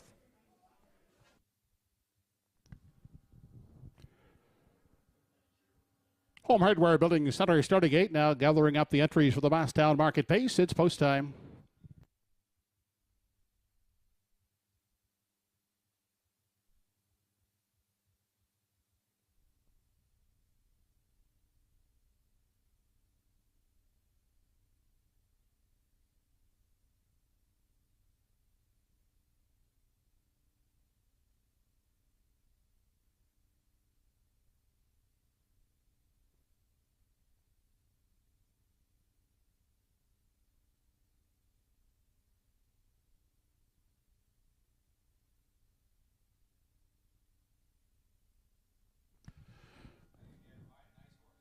Fourth race on the program, the Masstown Market Pace, top of the stretch. Woodmere Sinatra, Like a Glove, G'day Mate, Hyperventilate, West River Henny, Whistling Dixieland, Doppelganger, and Galleon Sealster.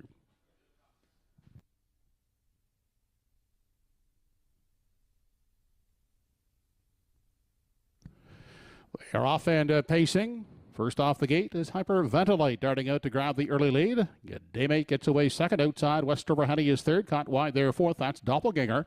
Coming away fifth, that is Woodmere Sinatra. Then back sixth on the outside, Whistling Dixieland. The seventh away was Galleon Sealster, and a tardy start for Like a Glove back there trailing in 8. On into the backstretch as they near the opening quarter. Hyperventilate will show the way through the Redland Farms backstretch for time 1. Is out there on a 2.5, 3-length lead. G'day Mate is in pursuit second. West River Honey next in line third. Looking at it from 4. He's Doppelganger. Here comes the Wicked Colt Like a Glove up on the outside. Uncovered into 5th. Inside and racing 6 is Woodmere Sinatra. Then back in 7, Whistling Dixieland. And Galleon Sealster is now the trailer. 29 into 5th was the quarter. They swung off the turn, entering the stretch now for the first time as they approach the half, and it's Hyperventilate in control. G'day Mate in the pocket up on the outside. Now driving up into second is Like a Glove as they race into the lower turn. Like a Glove continuing on now to tackle Hyperventilate as they race on to the 5/8. Inside third is G'day Mate out and moving. West River Henny from 4, the half a minute, 3/5. They continue into the Redland Farms backstretch final time, and Like a Glove has come from 8th, and he's now first as they race on to the 3/4. Inside and giving way, Hyperventilate is now second, uncovered outside third. As they check in at the 3/4 is West River Henny, 4th inside, G'day Mate. Further on back in 5, that's Doppelganger. They head now to the 7/8, and it is Like a Glove in control, leading it by a length and a half. Hyperventilate is still their second. G'day Mate reclaiming third, dropping back. Westover Henny is now the fourth one with less than an eighth to come. 129 and 4 was the 3/4 down the lane. Final time, Like a Glove opening up on the front end. And the McWicked Colt will get his first lifetime victory in his second start. Reporting home a 3.5 length winner. Hyperventilate second. Third is G'day Mate.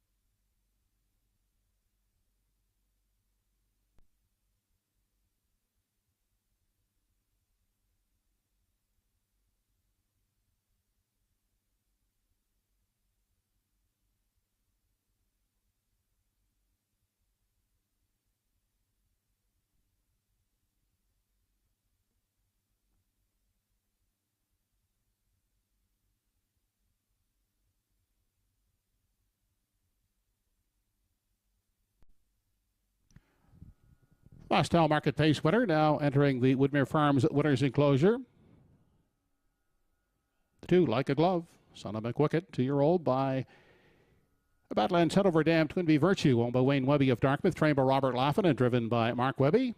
Lost the first effort for Like a Glove, pacing in 1:59 3/5.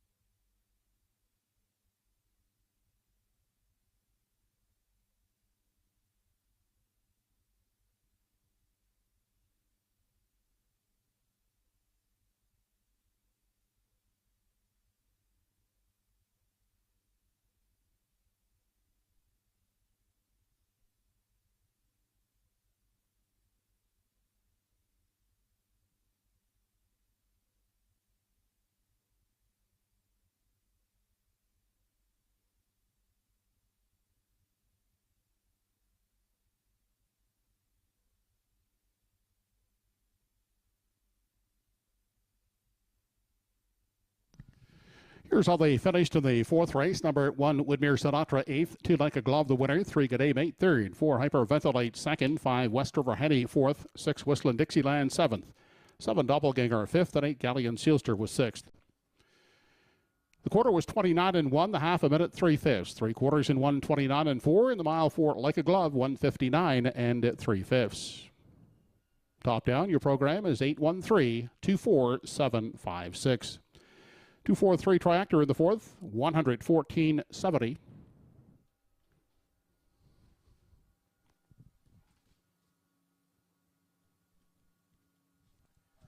The 2-4 Exactor, $14.50, and the $1 Superfecta, 2435, returning $130.40.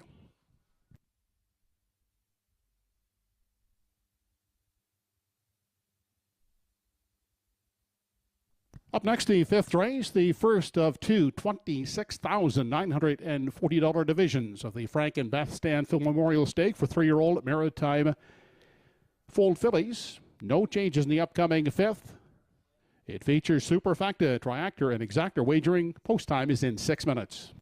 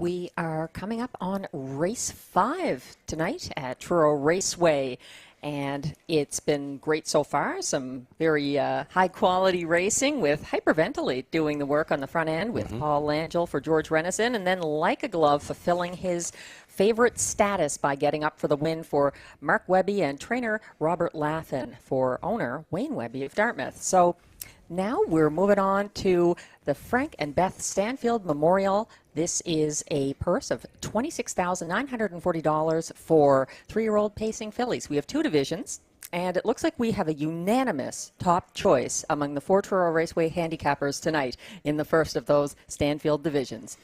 Right on, heavy favorite in the 1 Hour Girl, Annie. She's always in the hunt there. 5 outings this season, already a little over $17,000 earned thus far on the year, but big money up for grabs. All 8 noses on gate for, you know what, a stake that's been going a long time, dating back to 1968, the Frank and Beth Stanfield Memorial Stake. This is the big one that everybody wants to win for these 3-year-old pacing fillies. And there is an increasingly tiny group of survivors who are moving on into this Stanfield Memorial First Division. After race 3, there were only 41 of the original 102 people who entered who had survived. And I've just gotten an update from Scott about those moving on. After race 4, 28 of the original 102 players in Survivor are still alive. So if you're one of those 28, good luck here. Chances are you're leaning our way with Our Girl Annie from the rail for Corey McPherson, trainer Eddie Doucette, and the owners Blaine, Jessica, Jennifer Thibault of Kensington PEI. There's lots of Islanders here tonight, Cape Bretoners, people from across the Maritimes enjoying the stakes card, the great racing here at Truro. And you mentioned that a friend of yours was over from the island. That's right, Cam McPhee. He's over from Prince Edward Island this evening. Cam, of course, from the McPhee family. That has brought us so much more. Canada's pacing queen Cam is on track tonight. He mentions that there is one more day to enter the Atlantic Dream Stable competition. You can visit atlanticdreamstable.weebly.com for more info.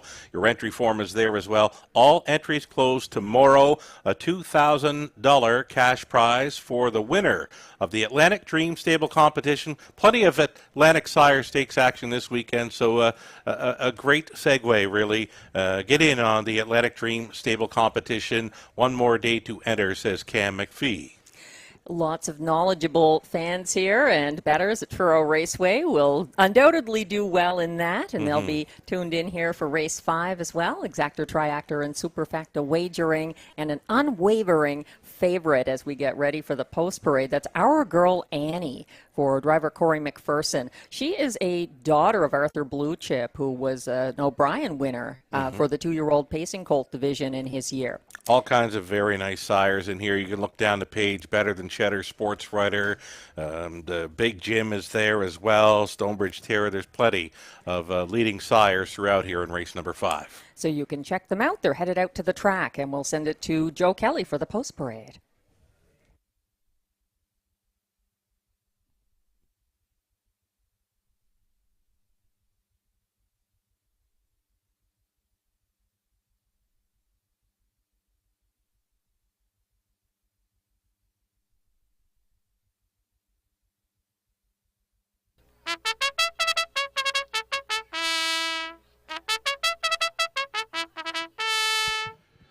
Three-year-old fillies are now on the racetrack and parading for tonight's 5th race. It's the first of 2 divisions of the Frank and Beth Stanfield Memorial Stake for 3-year-old pacing fillies who were foaled in the Maritimes. They'll compete for a purse of $26,940. Here's the field. Number 1 is Our Girl Annie, by Blaine, Jessica, and Jennifer Thibault. Trained by Eddie Doucette. Corey McPherson will drive.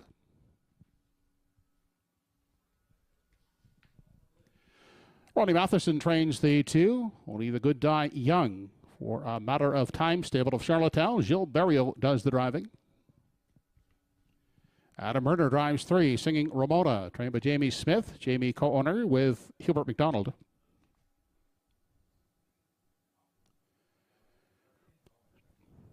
Joe Baxter sends out the 4th entry, J.J. Amelia, owned by James Perot and Jamie McKinley. Brody McPhee in the sulky. Run for the money from post 5. Paul Langell picks up the drive for trainer George Renison in the Full Host Racing. Jason Hughes drives and trains the 6 Salzburg Honey for Donald McRae. Rock and Roll Cage from post 7, owned by Hardcore Racing, trained by Jeff Holmes and driven by Kenny Murphy. And number 8 is Look Over Your, by Jeff and Philip Valley, trained and driven by Mark Campbell. That's the field of fillies for the first division of the Frank and Beth Stanfield Memorial. They'll go behind the Home Hardware Building Center starting gate in less than 3 minutes.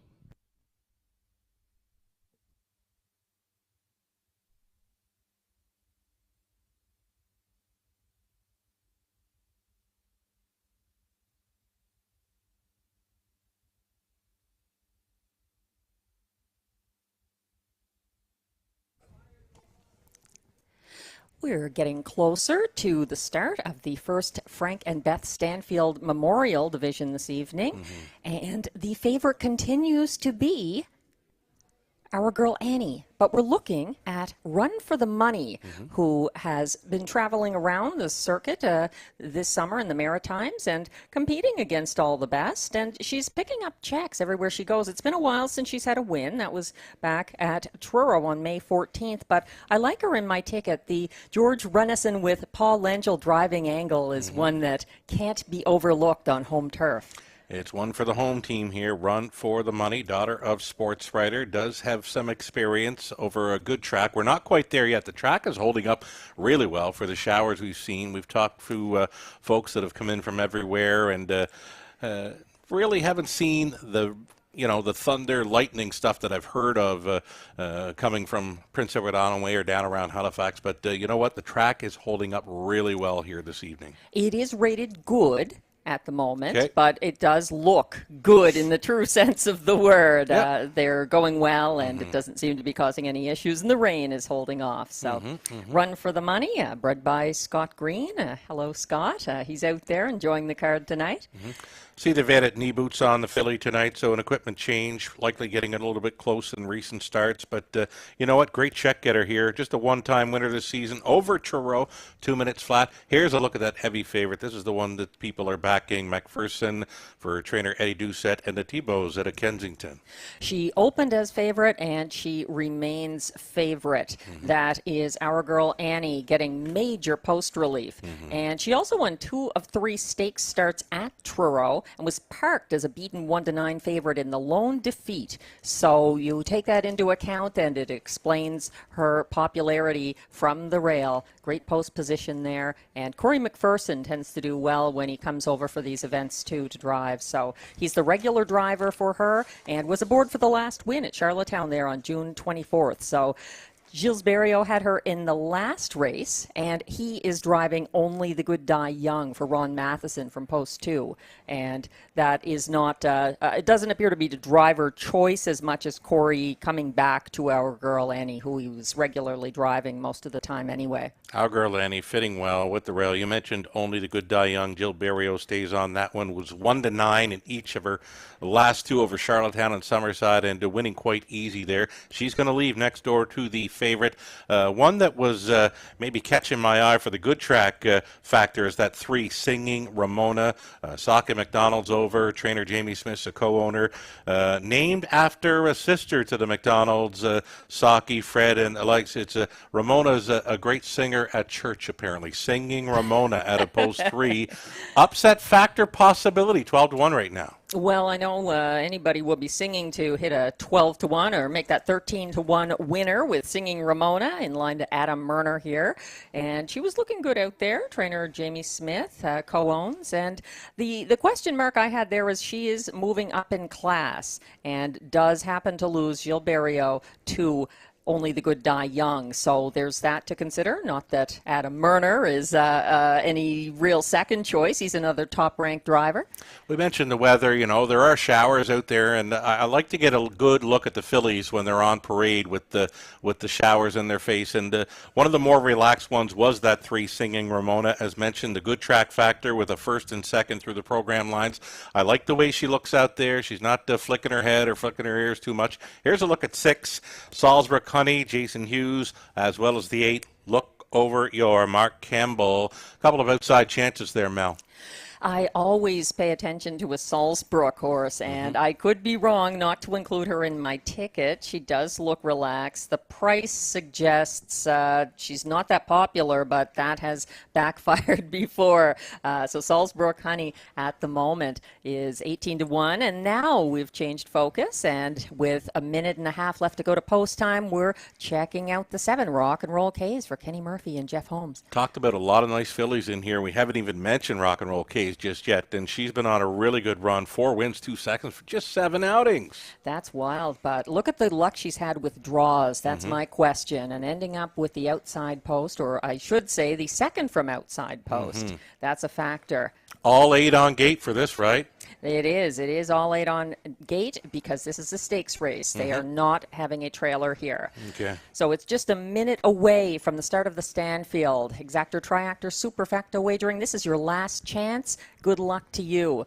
And good luck to all of the entrants in the Frank and Beth Stanfield Memorial. It's post time for the first division of the Frank and Beth Stanfield Memorial Stake for 3-year-old fillies. And those fillies are moving in behind the Home Hardware Building Center starting gate.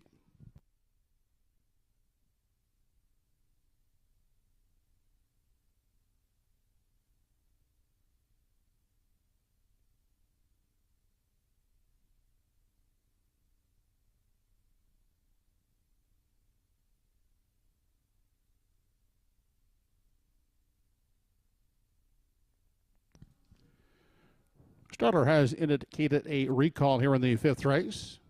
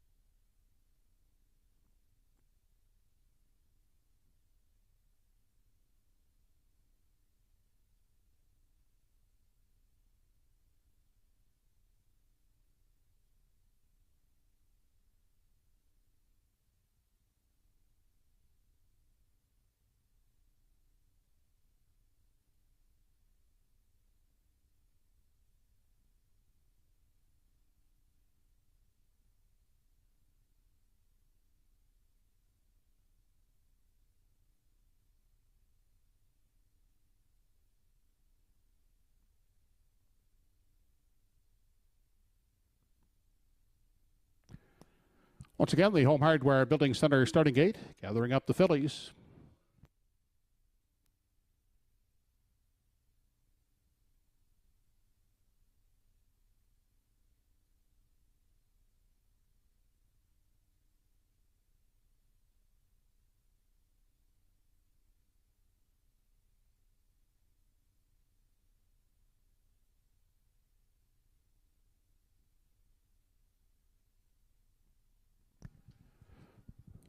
Fifth race of the evening. First of two divisions of the Frank and Beth Stanfield Memorial Stake for 3-year-old pacing fillies. Purse of $26,940.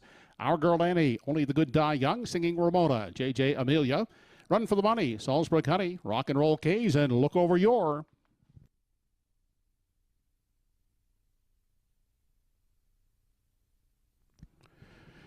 The fillies are off and pacing, Singing Ramona, busting off the wings of the gate. At the rail, Our Girl Annie moves out quickly into the first turn, and Our Girl Annie uses a rail advantage to grab the early lead. Backing off is Singing Ramona, looking to pocket up. Crossing over from post 7 and neatly finding room at the rail. That's Rock. No, she does not want a seat at the rail third. She continues on and up to engage Our Girl Annie in the early action as they race midway down the Redland Farms backstretch for time 1, and Rock and Roll K's will be released by Our Girl Annie as the field continues on into the turn, approaching the 3/8. Singing Ramona is spotted at the rail third, gapped out by some 2 lengths fourth. That is Only the Good Die Young. Back in 5 is Look Over Your. Opening panel reached in 28 seconds flat. They're single file, making their way off the top turn as they approach the half. Rock and Roll K's in control as they travel in front of the grandstand for the first time. In the garden spot, that's Our Girl Annie. Back there, third for Singing Ramona. Next in line, Only the Good Die Young is pacing fourth, fifth out the rail. Look Over Your. Then back in 6, J.J. Amelia. Out and moving is Salisbury Honey from 7. And Run for the Money is the 8th and treading one. The fillies continue to the Redland Farms backstretch for the final time. And they're all in pursuit of Rock and Roll K's out there a length and a quarter. Our Girl Annie content to follow along in the pocket on the outside as they continue through the backstretch. And trying it first over as they check in at the 3/4 mile mark. Only the Good Die Young on the inside. J.J. Amelia is hemmed in now fourth. Outside second over 5. Look Over Your. 57 3 was the half. They make their way on to the 7/8. 126 4 3/4. And here comes Our Girl Annie. She's tipped out of the pocket. Up to now to tackle Rock and Roll K's with less than an 8 to come. They straighten out for the stretch drive. Our Girl Annie on the outside at the rail. Rock and Roll K's. Our Girl Annie. Rock and Roll K's battling it right down to the line, and it will be Our Girl Annie up to win it over Rock and Roll K's. Only the Good Die Young will grab the show spot.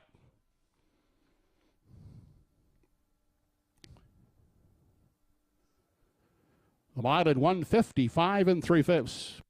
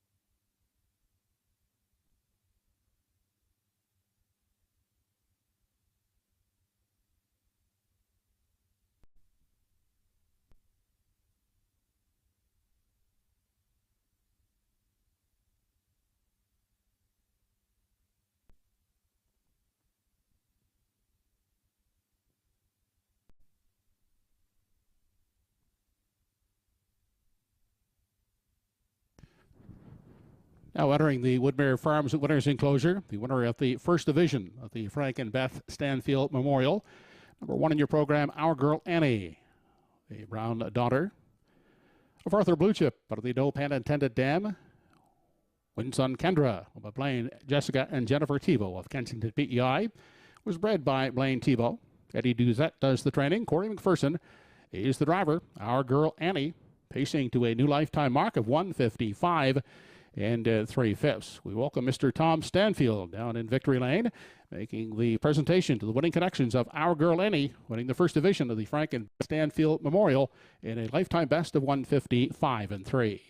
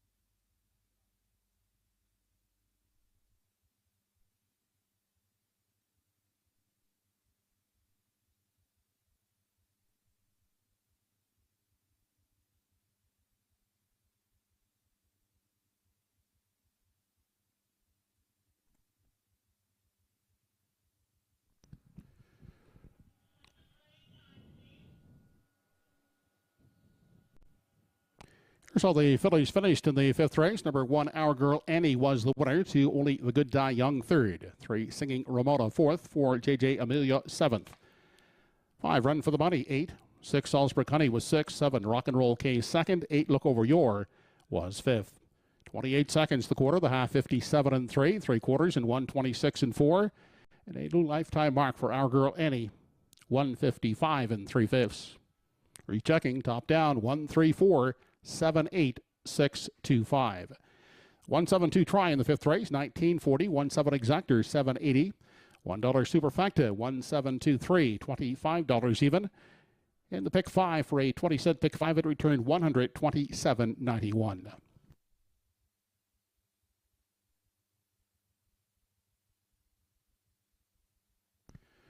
Up next, the second B division of the 2-year-old pacing colts. Driver change for the 1 Southfield Patrick, make it Adam Murner. 5 colts for race 6, post time in 5 minutes.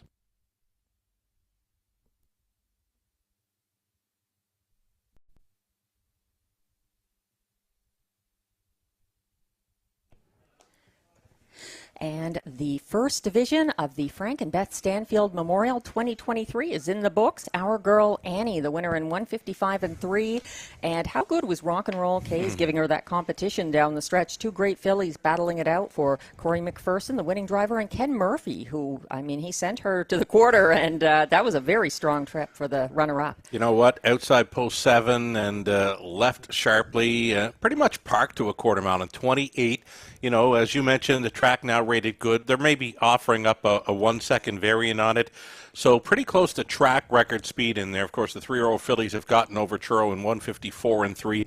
Our girl Annie with the pocket ride to victory, but take nothing away from Rock and Roll K. She battled right down to the wire with the winner, and you know what? It's a shame we had to see someone lose that battle. You know, it was a great one right from 3/4 on. I will say there was no loser in that stretch. Perfect. Good call. So looking at race 6, Atlantic Sire Stakes B Division, 2-year-old male pacers. Again, we have a field of 5. This is exactor and triactor race. And some mixed opinions. It looks like Grady and I are leaning towards the rail. Redmond Doucette with Southfield Patrick. You're looking outside again to Dunstan Harry for Corey McPherson and trainer Saul Lanigan.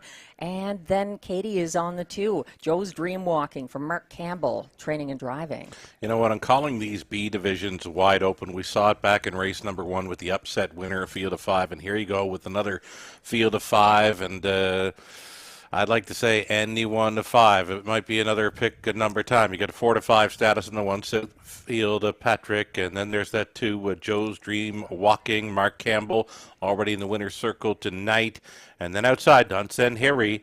It's the second start of this one's young career for Team Lanigan of Cambridge, Prince Edward Island. And I stand corrected on one thing this race. I'm just noticing on the 1, that is not Redmond Doucette. He's not driving tonight. That's Adam Murner, as you pointed out earlier, driving Southfield Patrick, the 1. So sort of a lateral driver change there, I think, on the top choice of myself and handicapper Grady Hashey, and also the betting public, who have made Southfield Patrick a 4 to 5 top choice at the moment.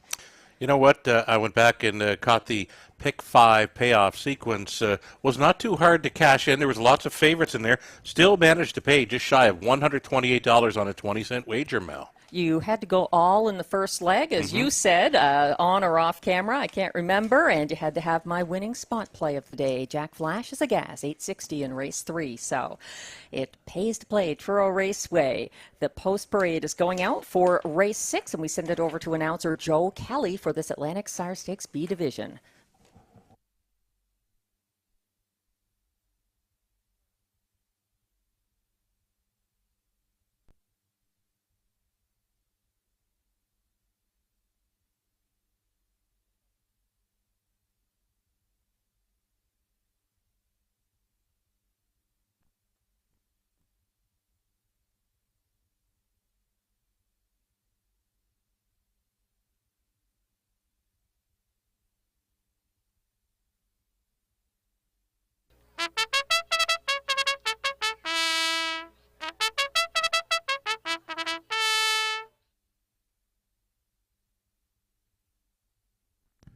Now on parade, the starters for race 6, Atlantic Sire Stake 2-year-old pacing colt B division, purse of $4,000.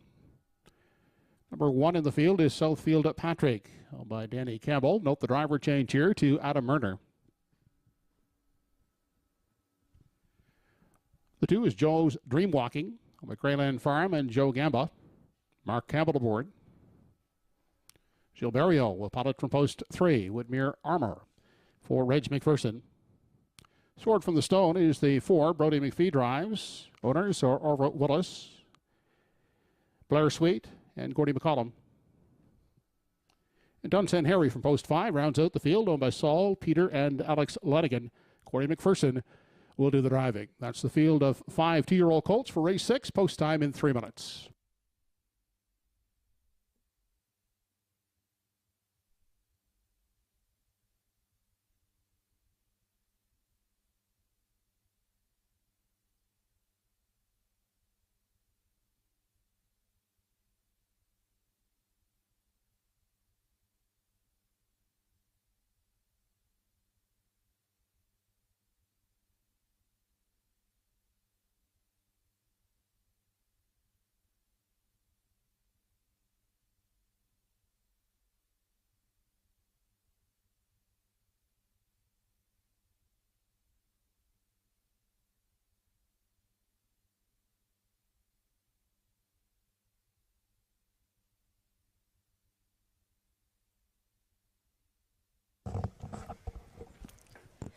We're approaching post time for race 6 here at Truro, and that's Dunstan Harry on your screen. Corey McPherson driving and looking potentially for back-to-back wins. Number 5, Dunstan Harry. My top selection, I'm going to stick to it here. I like the fact that the B division in race number 1 produced an upset winner. I was thinking number 5, Dunstan Harry, would offer up a decent price right now, though a second choice at 2-1 as we get a look at the favorite currently. Number 2, Joe's Dream Walking, Mark Campbell. I think the driver factors heavily into those odds as well. It's never a bad thing to settle on a Mark Campbell driven and trained horse in these stake races. He got away second last July 13th from the Summerside Rail and was second over on the last turn, coming after Sonny Jacks, who was third in race 1, another division, another B division of Atlantic Sire Stakes pacing colts 2-year-olds. So didn't quite get there, but I like him in my ticket. I like him for third, and that's where he finished last time. Back half looked great for Joe's Dream Walking over Summerside from off the pace in there, and the only thing would be a question mark on all of these, actually. None of them are showing racing over a good track. That's a consideration because they sure are tonight. So here's the North Side Downs import, you could say, or visitor, Southfield Patrick, making his debut at TruroRaceway. And this is the front end loving Arthur Blue Chip colt, who looks quite good there. He has been tough on the front end. He won his second qualifier on Canada Day at North Side on the front end. And trainer Danny Campbell is the owner and has Adam Murner driving here. So putting up the catch driver sometimes, that's a signal of all systems go. That colt, nice and thick, you know, a son of Arthur, a Blue Chip, and put together nicely, the one Southfield Patrick. And here's a roll with it, Harry. This is the 3 Woodmere Armour, Gilles Barriot for trainer Kevin McLean, and owner Reg McPherson of Stratford PEI, who's here at Truro Raceway tonight. Lots of Woodmeres over here from Prince Edward Island. Well represented Woodmere Farms out of Marshfield, Prince Edward Island. And we're just a minute and 40 seconds away from the start of race 6 with exactor and triactor wagering. So be sure to get those wagers in now. They're going to be going behind the gate very shortly. We're taking a look at one we haven't discussed yet. There's Sword from the Stone for Brody McPhee and trainer Brian McPhee. Career debut here. The McPhees, always a strong family group putting the horses together and out there on track. Orville Willis on the ownership line. There's a name that's been around forever in harness racing circles all over North America. So we'll send it over to Truro Raceway announcer Joe Kelly for the call on Atlantic Sire Stakes B Division 2-year-old pacing colts. Good luck.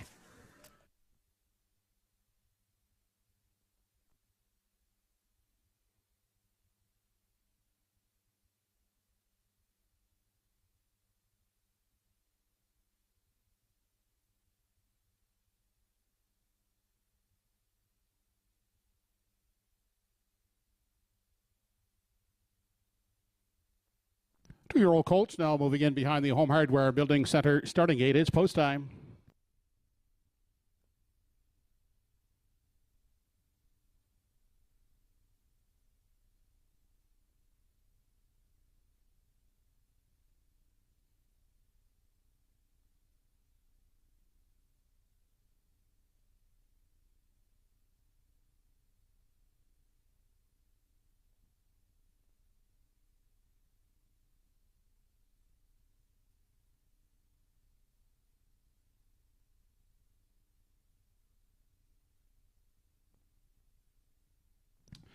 Race number 6 of the evening. Atlantic Sire Stake 2-year-old pacing colt B division. Purse of $4,000. Southfield Patrick. Joe's Dream Walking. Woodmere Armour. Sword from the Stone. And Dunstan Harry.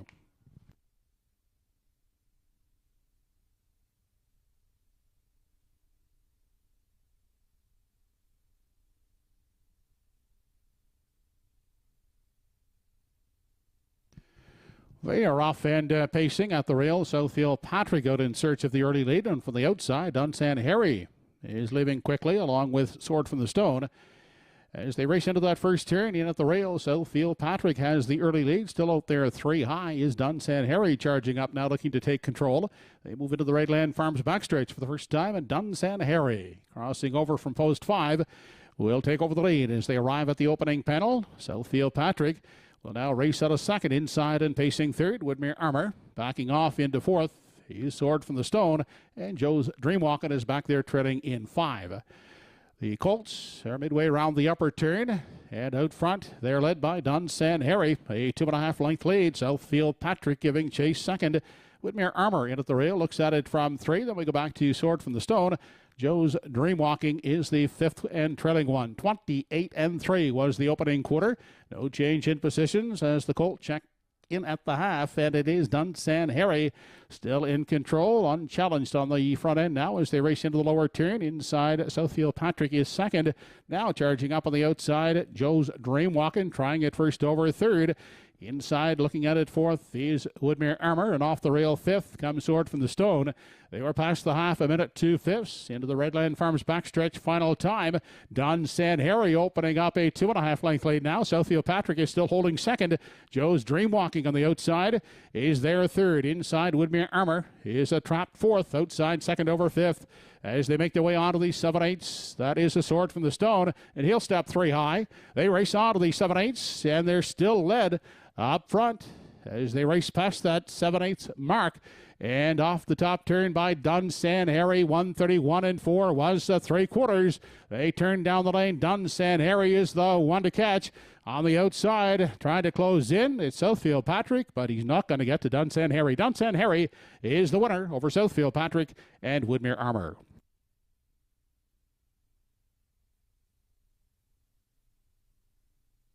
Mile paced in 2:01 3/5.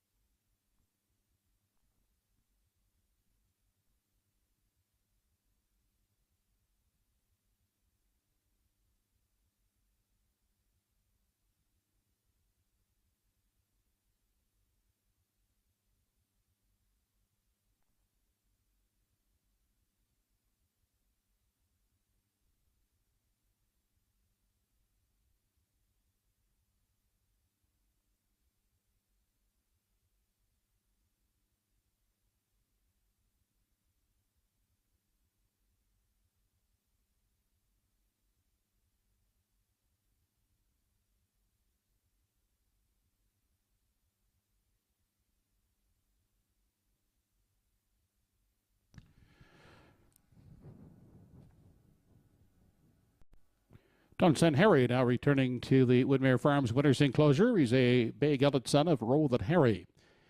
The artistic fellow dam, Kennard, was bred by Wayne Oakes and Jessica Hawkins.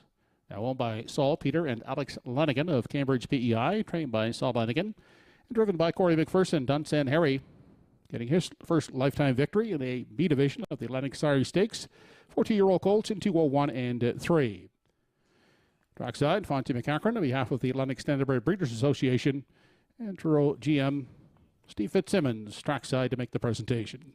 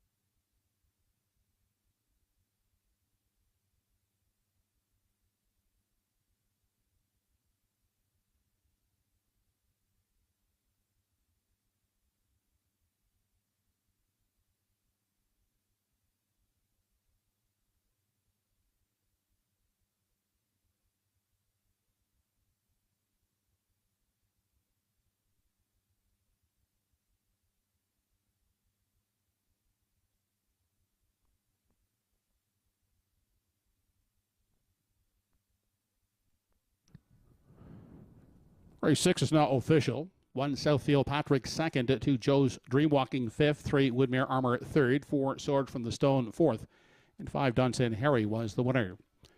28 and 3 the quarter, half a minute 2 fifths, 3 quarters, 1:31 and 4 in the mile for Dunsen Harry, 2:01 and 3. Top down, your card is 2-5-3-4-1. Triactor in race 6, 5-1-3, returning 50-230. The 5-1 exactor, $32 even.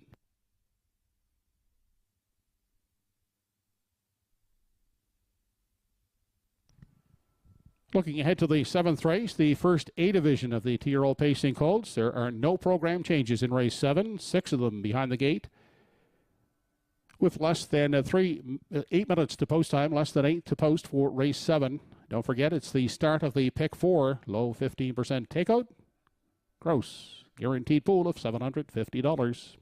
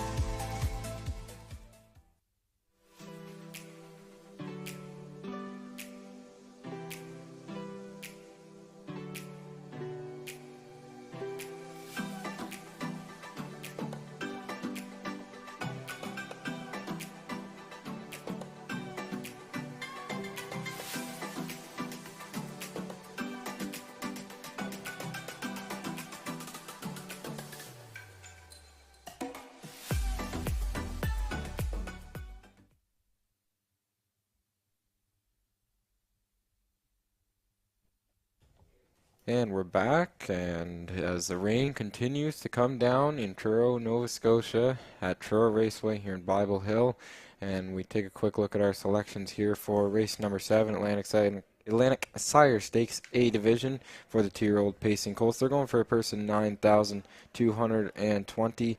And in this one, I think that there's quite a few nice colts in here, but I did go to the 5 Marigo Magic. It is by Tobago Case at a Meridian Magic, who is a champion Atlantic sired mare.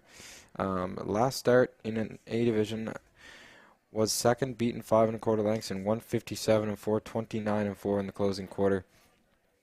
We'll see what he can do. Katie, you went to the rail sitter rocking your boots. He was a very impressive winner. I was there that night in Summerside when he won a division of the Atlantic Sire Stakes B division by 6 3/4 lengths in 159 and 3. That was a very impressive mile.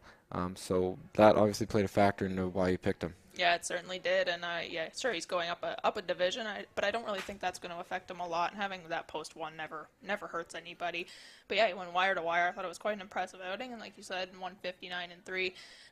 With the track being a little sloppy, hopefully that won't slow him down too much. It seems to be going all right so far, but hopefully the rain will lighten up here shortly. Fingers crossed.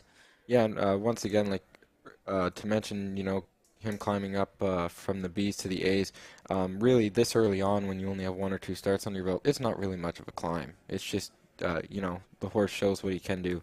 As they are heading out on track for post parade now, here's Joe Kelly with the post parade.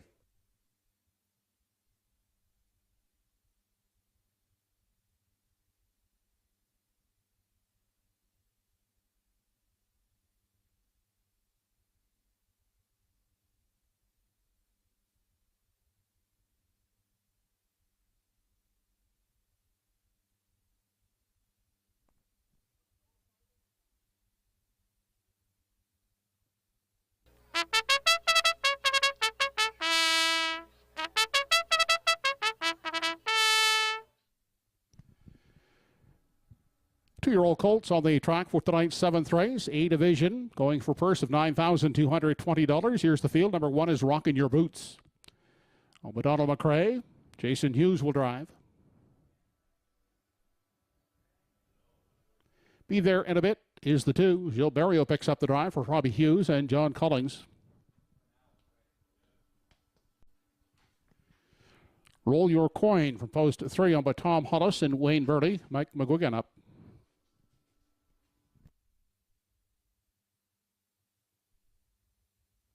Number 4 in the field is Dusty Lane Tito. Obadebi Francis, Paul Langell at the helm.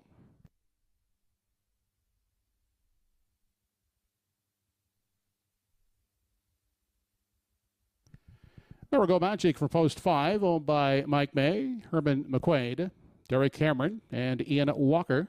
Adam Murner will steer. Resuscitate from post 6 gets Corey McPherson for Back to the Races stable.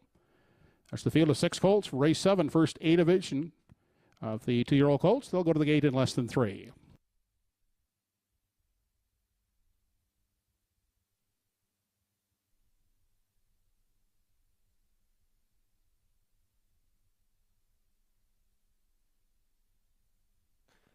And out onto the track we go, the sloppy track, and there's the 5 on your screen, Marigo Magic by Tobago Case at a Meridian Magic in here for trainer Melissa Rennie and driver Adam Murner. They ship him in from PEI for the Back to the Races, or for the Mike May, Herman McQuaid, Derek Cameron, and Ian Walker, all of Prince Edward Island.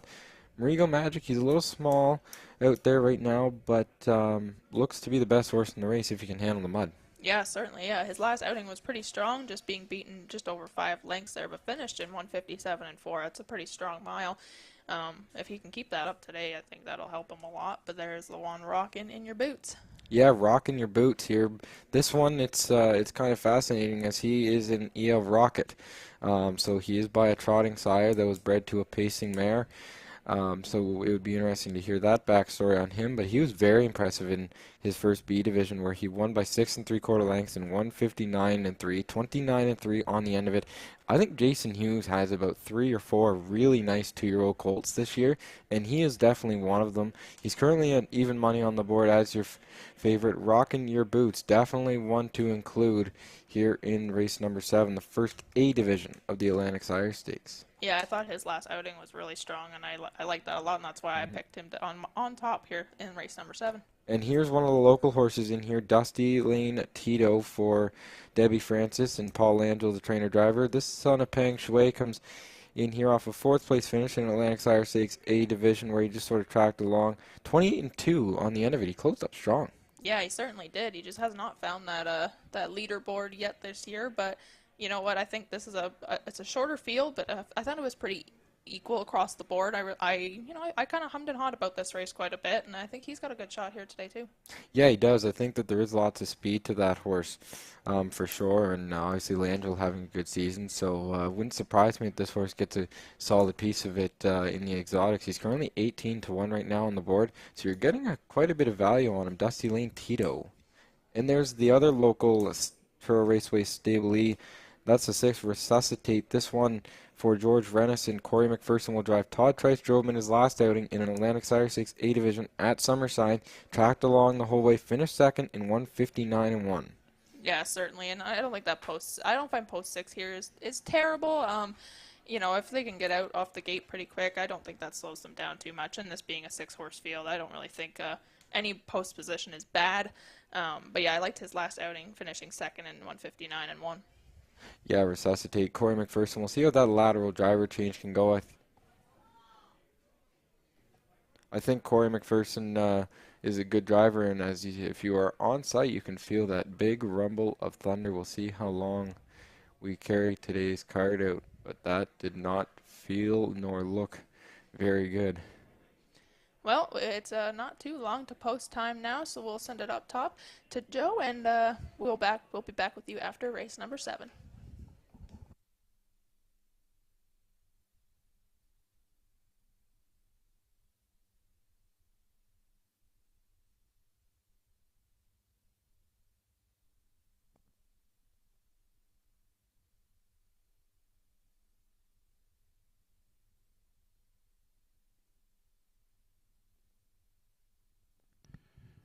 Due to the weather conditions here this evening, please be advised that the amateur races will not be held this evening due to the weather conditions.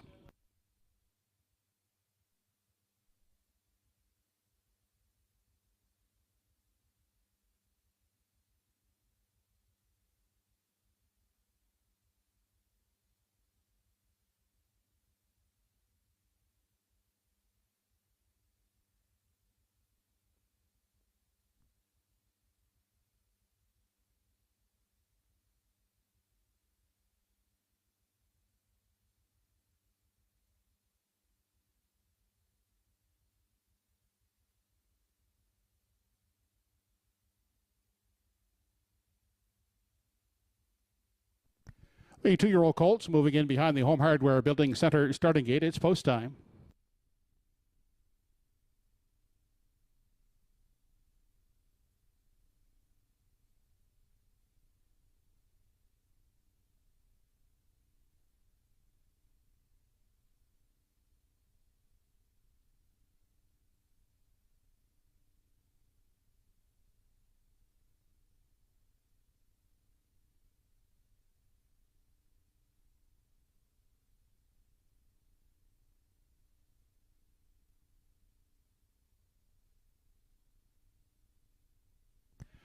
Race 7, top of the stretch. Atlantic Sire Stake 2-year-old pacing colt A division. Purse of $9,220. Rocking your boots. Be there in a bit. Roll your coin.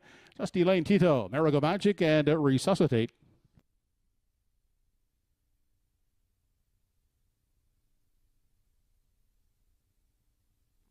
They are off and pacing, rocking your boots at the rail, emerging with the early lead on the outside. Marigo Magic is away second, taking a tuck in 3. That's Be There in a Bit, followed out by Roll Your Coin in 4.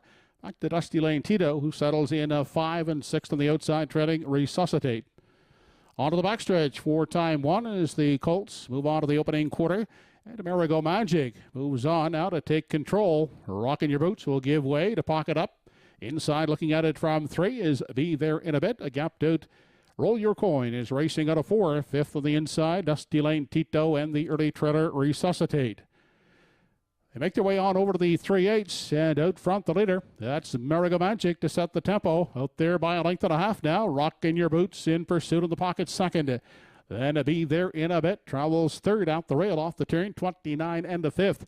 was that opening quarter. They traveled on through the stretch. No change in positions as they arrive at the midway point, led by Marigo Magic. Rocking Your Boots under a firm rein in the pocket, second to third inside. Be There in a Bit. Now the first to sacrifice on the outside. Here comes Resuscitate into 4. Inside and looking at it from 5 now. That's Roll Your Coin to the outside. Dusty Lane Tito from the back of the field. The half paced in 101 and 4 onto the Redland Farms backstretch. Final time.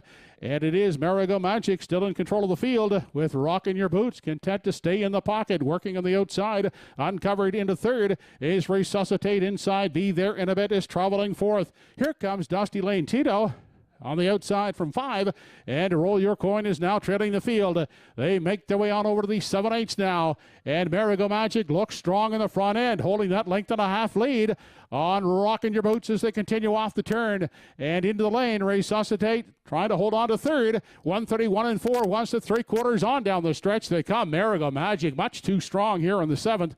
Wins the A division of the 2-year-old Colts with ease over Rockin' Your Boots and Resuscitate.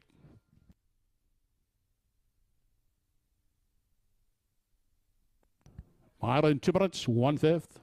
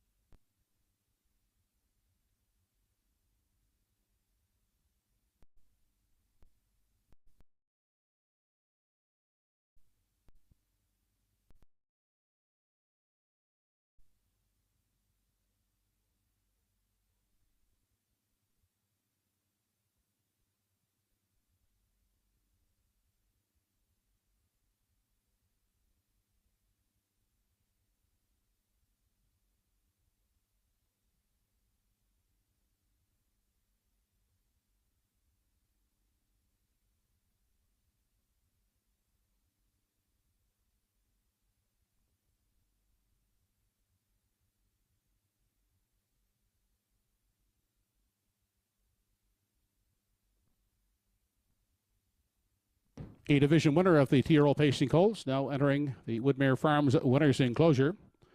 He's Marigo Magic, eldest son of Tobago Cays out of the Largo Dam, Meridian Magic. Well, Mike May, Herman McQuaid, Derek Cameron, and Ian Walker. Trained by Melissa Rennie and driven by Adam Murner. Marigo Magic in 2 minutes, 1/5. Roseanne Langell on behalf of the ASBA, along with Steve Fitzsimmons from TruroRaceway, making the presentation to the winning connections of Marigo Magic, winning the A division of the 2-year-old Colts in 2 minutes, 1/5.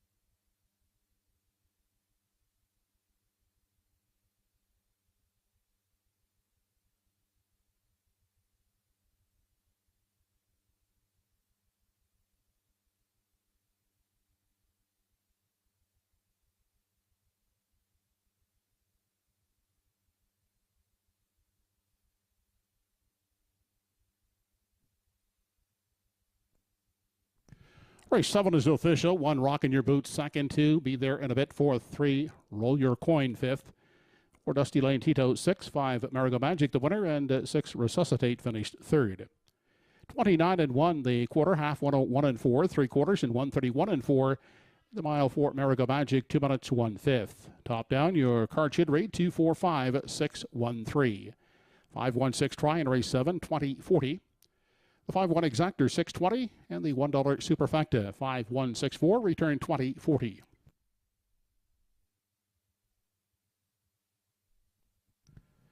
Up next, race 8. Bridle change for the 2. Name is on the halter from closed to open. Make it with hood with cups also added.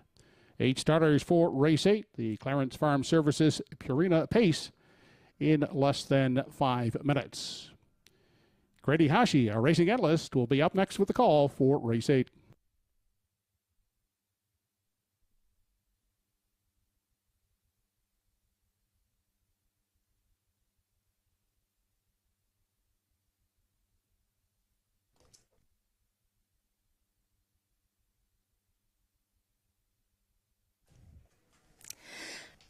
We're approaching race 8 here at Truro Raceway, but first of all, we have a quick draw, the 50-50 draw, the Truro Harness Horse Owners Association. Duck into the frame, ladies. Here is Connie and Joan, and Katie is going to draw our 50-50 winner tonight. The funds being raised, 50% go to the Colchester East Hants Hospice for direct care of patients and families, and the other 50% goes to the winning ticket holder. And our winning number is 357-90993. I'll repeat that one more time. 357-90993. Thanks, Katie, and thanks, Connie and Joan, for the draw.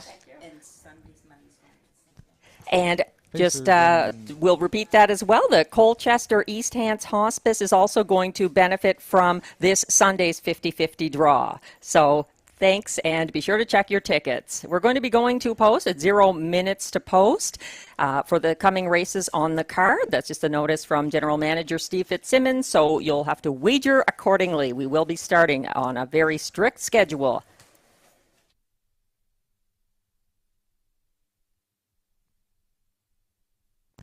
Pacers and their drivers on the track for race 8. Here's the 1 Dinger 2, owned and trained by Henry Smallwood with Mark Campbell driving. 2 Name is on the halter, owned by Ron Garland. Dave Carey trains with Greg Monroe.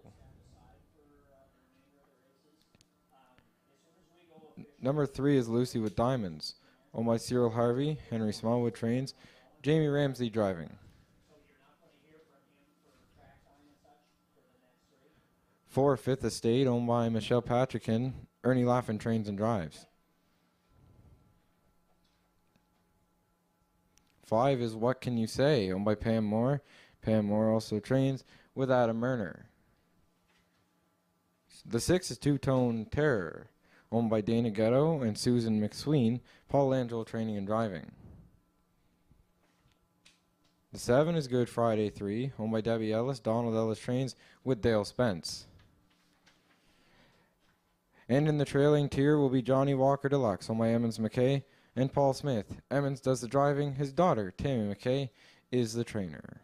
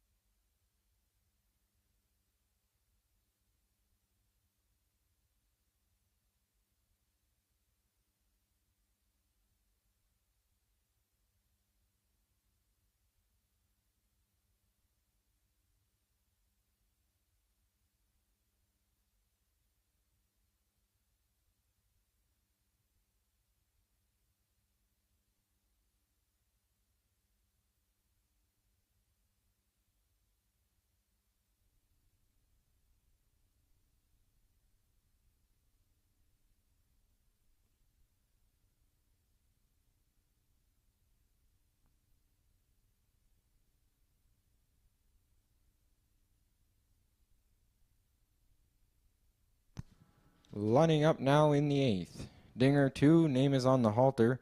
Lucy with Diamonds. 5th Estate, what can you say? Two-Tone Terror. Good Friday 3's on the outside in the trailing spot. Johnny Walker Deluxe. 7 on the gate, 1 in the trailing spot. They're at the top of the stretch. Here they come.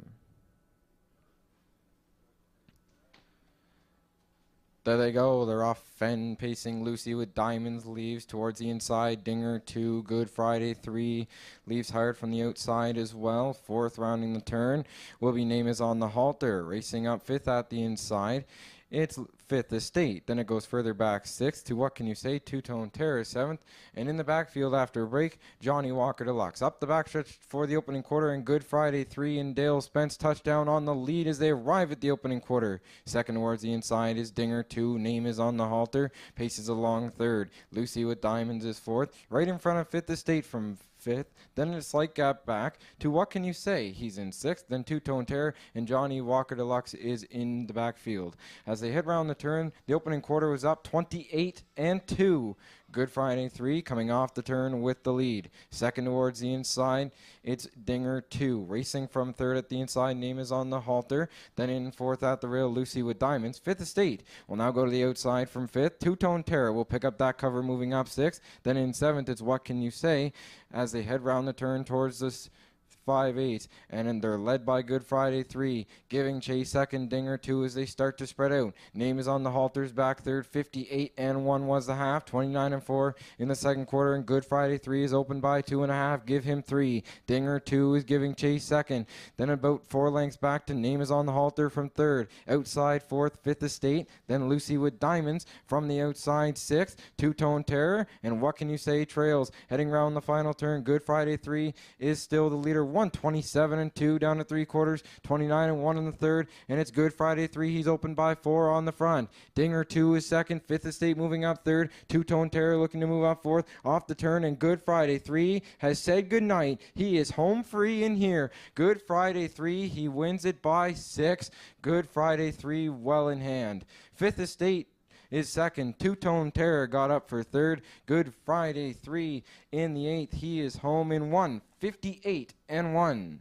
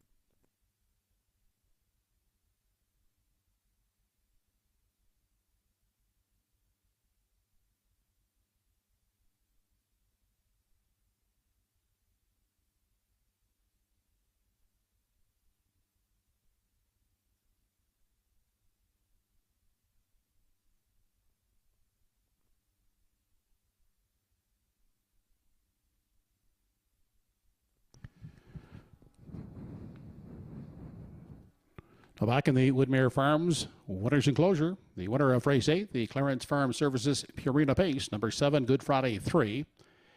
11-year-old Big Elliot son of Mach 3, by Debbie Ellis of Truro, trained by Donnie Ellison, driven by Dale Spence. Good Friday 3 and 158 and 1/5. Steve Fitzsimmons, General Manager, TruroRaceway Trackside, to make the blanket presentation.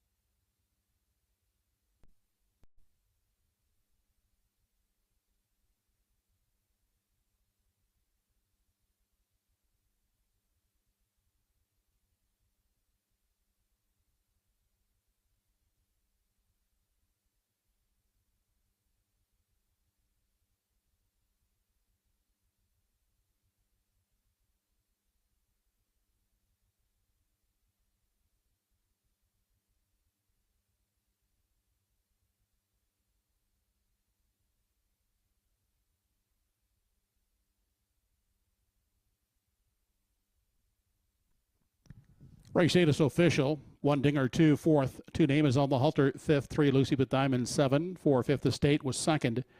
5 What Can You Say, 6. 6 Two Tone Terror, 3rd. 7 Good Friday 3 the winner. 8 Johnny Walker Deluxe was 8th. 28 and 2 the quarter, half 58 and 1 3/4 and 127 and 2. The mile for Good Friday 3 158 and 1/5. Top down 4 5 7 2 6 3 1 8. 746 try, 7620. 74 exactor, 2670. 20 cent super, 7461, 6982. Up next, race 9, second and final division of the Frank and Beth Stanfield Memorial. We have a driver change on the 4 Woodmere Jade, make it Miles Heffernan. Post time for the 9th in less than 6 minutes.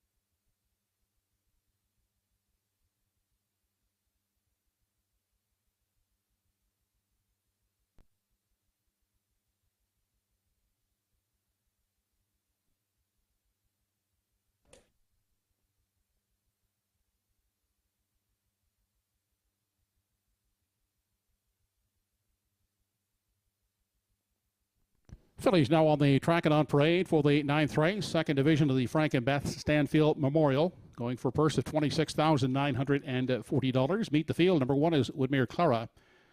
Owned by Claire and Nellie McDonald, along with Ian Tate and Fonzie McCachran. Claire trains and drives. Brody McPhee will drive from post 2. Woodmere Heather M. Owned by Next Generation Stable and trained by Tom Weatherby. Melissa Rene trains the 3 Little Reese's Pieces for Ben Legault, Oliver Bay, and Herman McQuaid. Adam Murner is aboard. Jackie Heffernan, the owner. Miles Heffernan will drive from post 4. Woodmere Jade. Trainer is Jeff Holmes.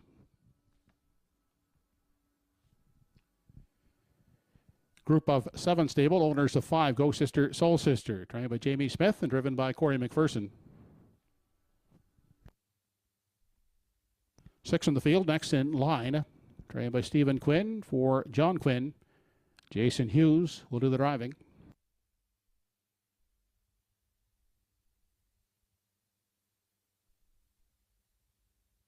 Gilberto will pilot from post 7. Salzburg Mabel. Trained and owned by Joe Baxter, co-owned by Salzburg Stables Incorporated. And it's up to you for the outside post 8. By Reg McPherson, trained by Kevin McLean and driven by Mark Campbell. That's the field of fillies for the second division of the Frank and Beth Stanfield Memorial. We'll go to the gate in less than 4 minutes.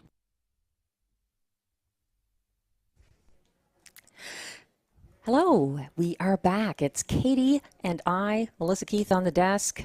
for the second division of the Frank and Beth Stanfield Memorial. And as Joe Kelly just advised, we are keeping very strict post time. They will be going behind the gate at 0 minutes because we need to move the card along quickly with regard to the weather. Exactor, triactor, and superfecta wagering here. And any thoughts on this, Katie? It looks like we have a shared favorite. Yes, and we are sharing that same thought with Sugar and Grady as well with the one Woodmere Claire. I really liked her. She's currently 5 for 9 on the season, and then she's also got two seconds there as well. So I definitely think she's not one you can leave off your ticket. Her win last week, she went wire to wire in 155 and 4. So strong. She never really looked like she was faulty at all, and I really liked her there.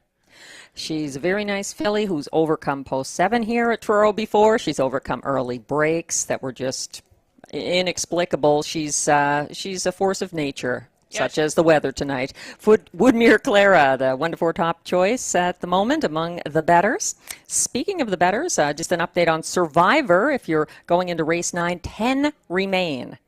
Wow. I forget what you said we started with? 100 and... There was 102, Katie. 102 just 10. Down to 10. Wow. Well, we'll see if how race 9 and 10 affects those left in Survivor. So definitely good luck if you're still in. The clock is ticking down, and 2 minutes to post here in race 9. We're looking at the popular second choice of the betting board at 4-1 right now, and of most of the Truro handicappers. You liked Salzbrook Mabel for place too, didn't you? Yeah, I really did. And like her last 3 outings, she's been second, finishing in variations of 155 with a few just variations of those times there. Yeah, I think she's really strong, but post 7, I find it's tough for a lot of, no matter what track you're at. If you're 7 wide, the post 7 is really hard to overcome, but I think she can do it to get second. It's a tough draw for her for sure, but if anyone can overcome it, I think Gilles Berriot for Joseph Baxter and a Salzbrook. And it is now less than 2 minutes from post time. We're looking at next in line to Jason Hughes for Stephen Quinn and John Quinn. This one a second choice of, I believe it was Grady. Yes, I believe so. Yeah, he looks really strong out there as well, and level-headed. I like when they look nice and calm going to the gate. And the track condition is still holding up at the moment as good, so it's reasonable. How do you think this race is going to go? A front-end trip, or do you think someone can catch them? Hard to say. I mean, with having a trailer as well, that sometimes that 8 horse can really sneak up on you and get out of there. But you'll have to see if that horse has any gate speed. It's up to you as the horse in the 8 hole. Well, in this race, because it's a stake race, though, this is the outside post.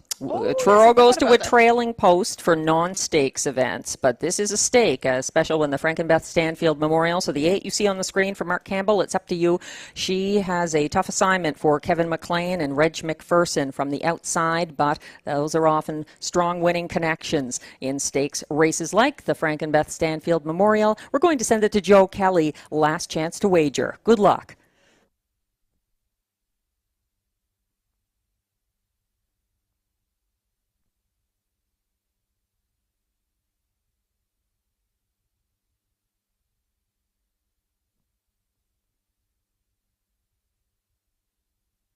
It's post time for the second division of the Frank and Beth Stanfield Memorial. Fillies are moving in behind the Home Hardware Building Center starting gate.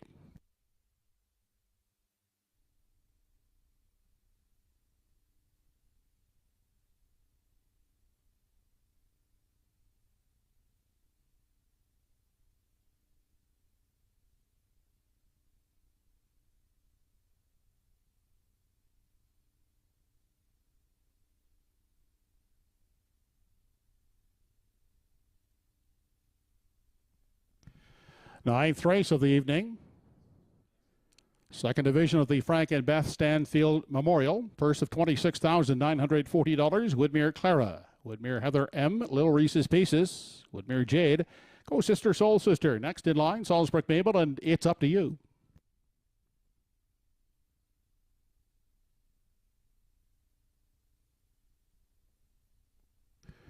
They are off and pacing in the Stanfield from post 7. Salzbrook Mabel has rushed off the wings of the gate and will cross over on the lead as they hit that first turn. Woodmere Clara comes away in the garden spot. And taking a talk in 3 as they make the way by the opening 8th is Woodmere Heather M. They continue into the backstretch. Caught on the outside from 4. It's Up to You. 5th along the rail. That's Little Reese's Pieces, followed by Woodmere Jade in 6. Out and on the move now from 7 is next in line. And out the back of the field goes Soul Sister, Soul Sister. They race on to the 3/8 now in pursuit of Salisbury Mabel. She's on the lead by a length and a half. Woodmere Clara is stalking from the pocket second. Quickly up on the outside. Next in line. Drives up into 3rd. They continue off the turn. Woodmere Heather M looks at it now from 4th. They continue into the stretch now as they approach the half, led by Salisbury Mabel. Woodmere Clara will get the good pocket journey. Outside going the long trip is next in line uncovered. Then inside, Woodmere Heather M is traveling 4th. Outside gap in the cover from 5 is Woodmere Jade. 6th is Up to You. Outside 7, Go Sister, Soul Sister. And now trailing is Little Reese's Pieces. Into the lower turn. Next up is the 5/8, and it's still Salisbury Mabel holding the lead. 3 parts of a length back. Second on the outside is next in line. Woodmere Clara will need racing room from 3rd. Outside and still gapped in that cover in 4 is Woodmere Jade. 5th along the inside. Nowhere to go for Woodmere Heather M. The fillies arrive at the 3/4 mile mark. Salisbury Mabel is still the boss on the outside. Next in line, holding second. Inside, gapping a bit there. 3rd in the pocket is Woodmere Clara. They're midway round the final turn, and Salisbury Mabel trying to see it through. Woodmere Clara now trying to get out of the pocket. They swing off the top turn, and here comes Woodmere Clara now with clearance. On through the stretch they come. Salisbury Mabel, Woodmere Clara will try her on the outside. Salisbury Mabel and Woodmere Clara. Salisbury Mabel holding tough to win it over the pocket sitting. Woodmere Clara holding on for 3rd is next in line.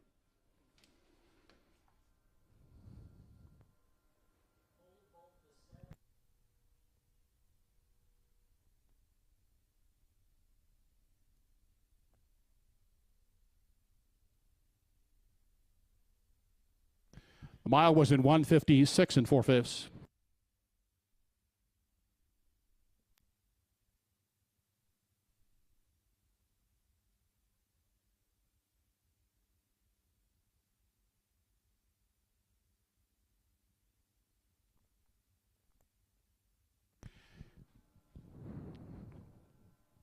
Judges have an inquiry underway here in the 9th race.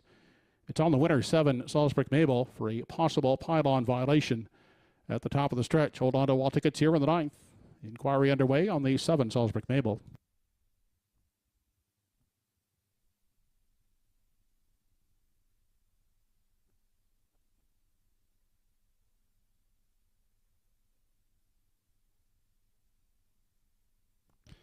Judges have determined there was no pylon violation committed by the 7, Salisbury Mabel.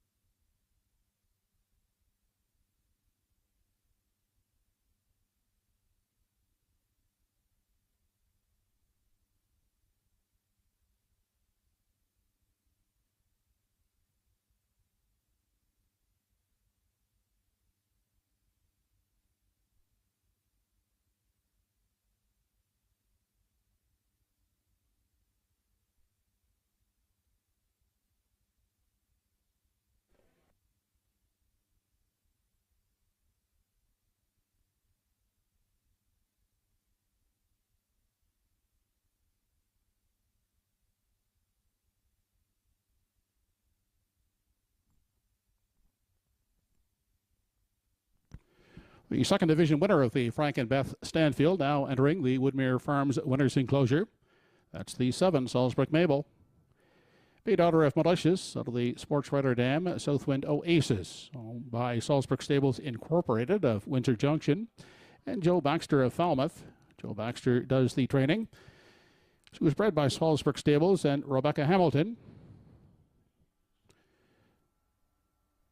Gilberto, the winning driver this evening. Salisbury Mabel winning for the 5th time in 8 career starts, pushing her bankroll to over $40,000 lifetime. Salisbury Mabel in 156 and 4/5. Trackside, we're pleased to have with us Mr. Tom Stanfield, making the blanket presentation. The winning connections of Salisbury Mabel winning the second division of the Frank and Beth Stanfield in 156 and 4/5.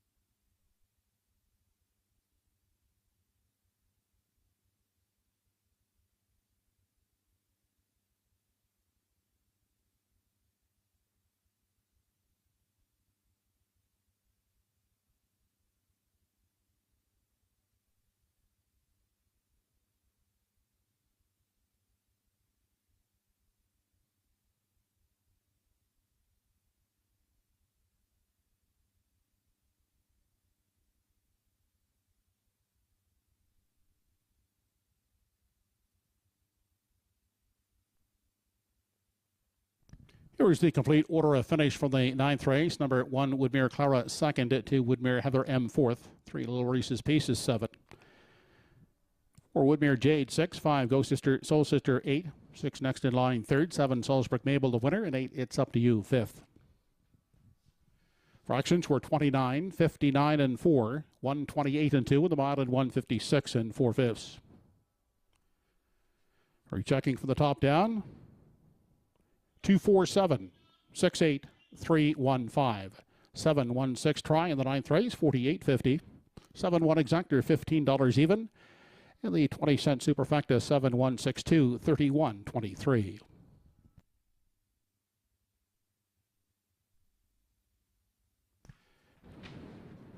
10th and final is up next.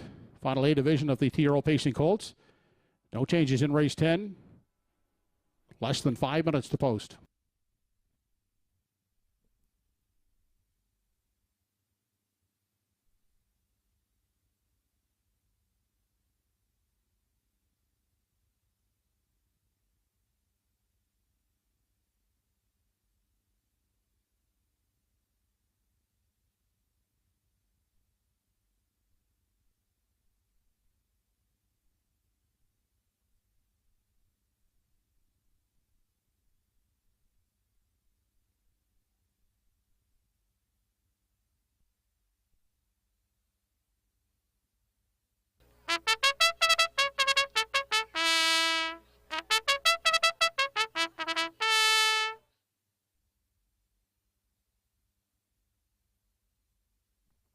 Colts are on the track and parading for the 10th and final A division for a purse of $9,220. Here's the field. Number 1 is Paul's Crown on the Greyland Farm, along with Joe Gamba, Mark Campbell aboard. Jason Hughes from post 2 with Tobin's Chester on Donald McRae.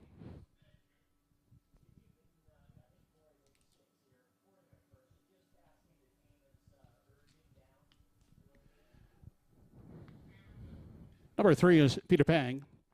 Melissa Rene, Ian McKinnon, Joel LeBlanc, and Tyler Link. Adam Murner will steer.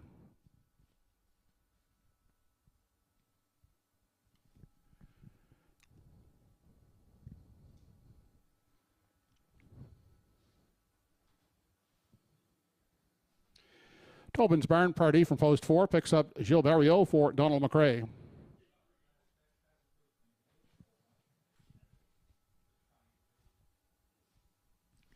Number 5 in the field is Dunsan George, owned by Atlantic Racing George Group. Kenny Murphy will steer.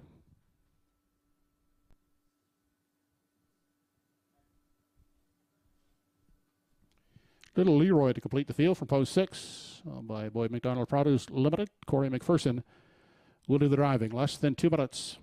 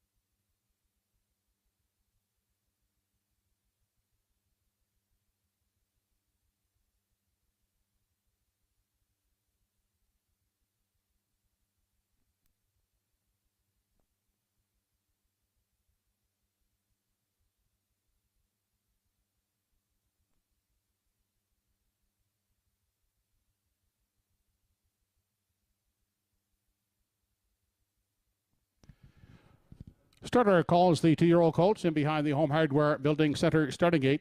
It's post time for the 10th and final.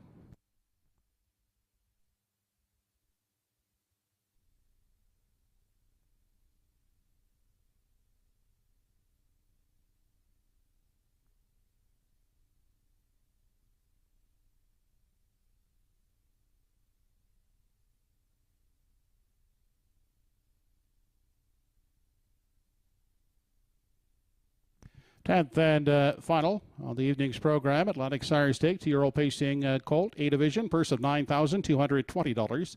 Paul's Crown, Tobin's Chester, Peter Pang, Tobin's Barn Party, Don San George, and Little Leroy.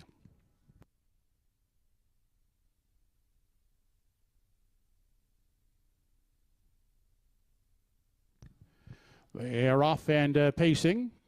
That's Tobin's Barn Party, quick off the wings on the inside. Paul's Crown comes away second. Tobin's Chester is there third. Crossing over, Little Leroy looking for a spot in 4.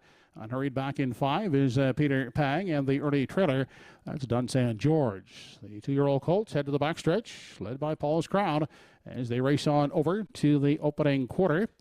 Now quickly charging up on the outside and looking to take over the lead, and he will do so. That is Tobin's Chester. As they continue on to the 3/8, Tobin's Chester, the new leader, out there by a length and a half. Paul's Crown is in pursuit second. Then back at the rail and looking at it from 3. That's Tobin's Barn Party. Quarter was paced in 29 and 1/5 second. Single file the colts as they make their way off the top turn and race into the stretch. Approaching the half and out front, the pace setter. He's Tobin's Chester. Still there a length and a half on the pocket sitting Paul's Crown. Third at the rail. He's Tobin's Barn Party. Then back to Little Leroy, followed by Peter Pang. And the trailer is Don San George. Still no change as they continue on to the 5/8 and on to the Redland Farms backstretch for the final time. The half in 1:01 and 1/5 second. And still in control is Tobin's Chester with Paul's Crown. Sitting in the pocket second. Quickly on the outside, Little Leroy comes to call third second and is up to engage the leader as they arrive at the 3/4. That's Little Leroy. Outside at the rail is Tobin's Chester. Those two hook up as they near the 7/8. That's Tobin's Chester looking to hold off Little Leroy. They've opened up some 3 lengths on Paul's Crown on the inside third. 1:31 and 3 was the 3/4. Tobin's Chester looks to put away that challenge of Little Leroy as they straighten out down the lane for the final time. And Tobin's Chester says goodbye. Finishing second is Little Leroy in the show spot to Paul's Crown.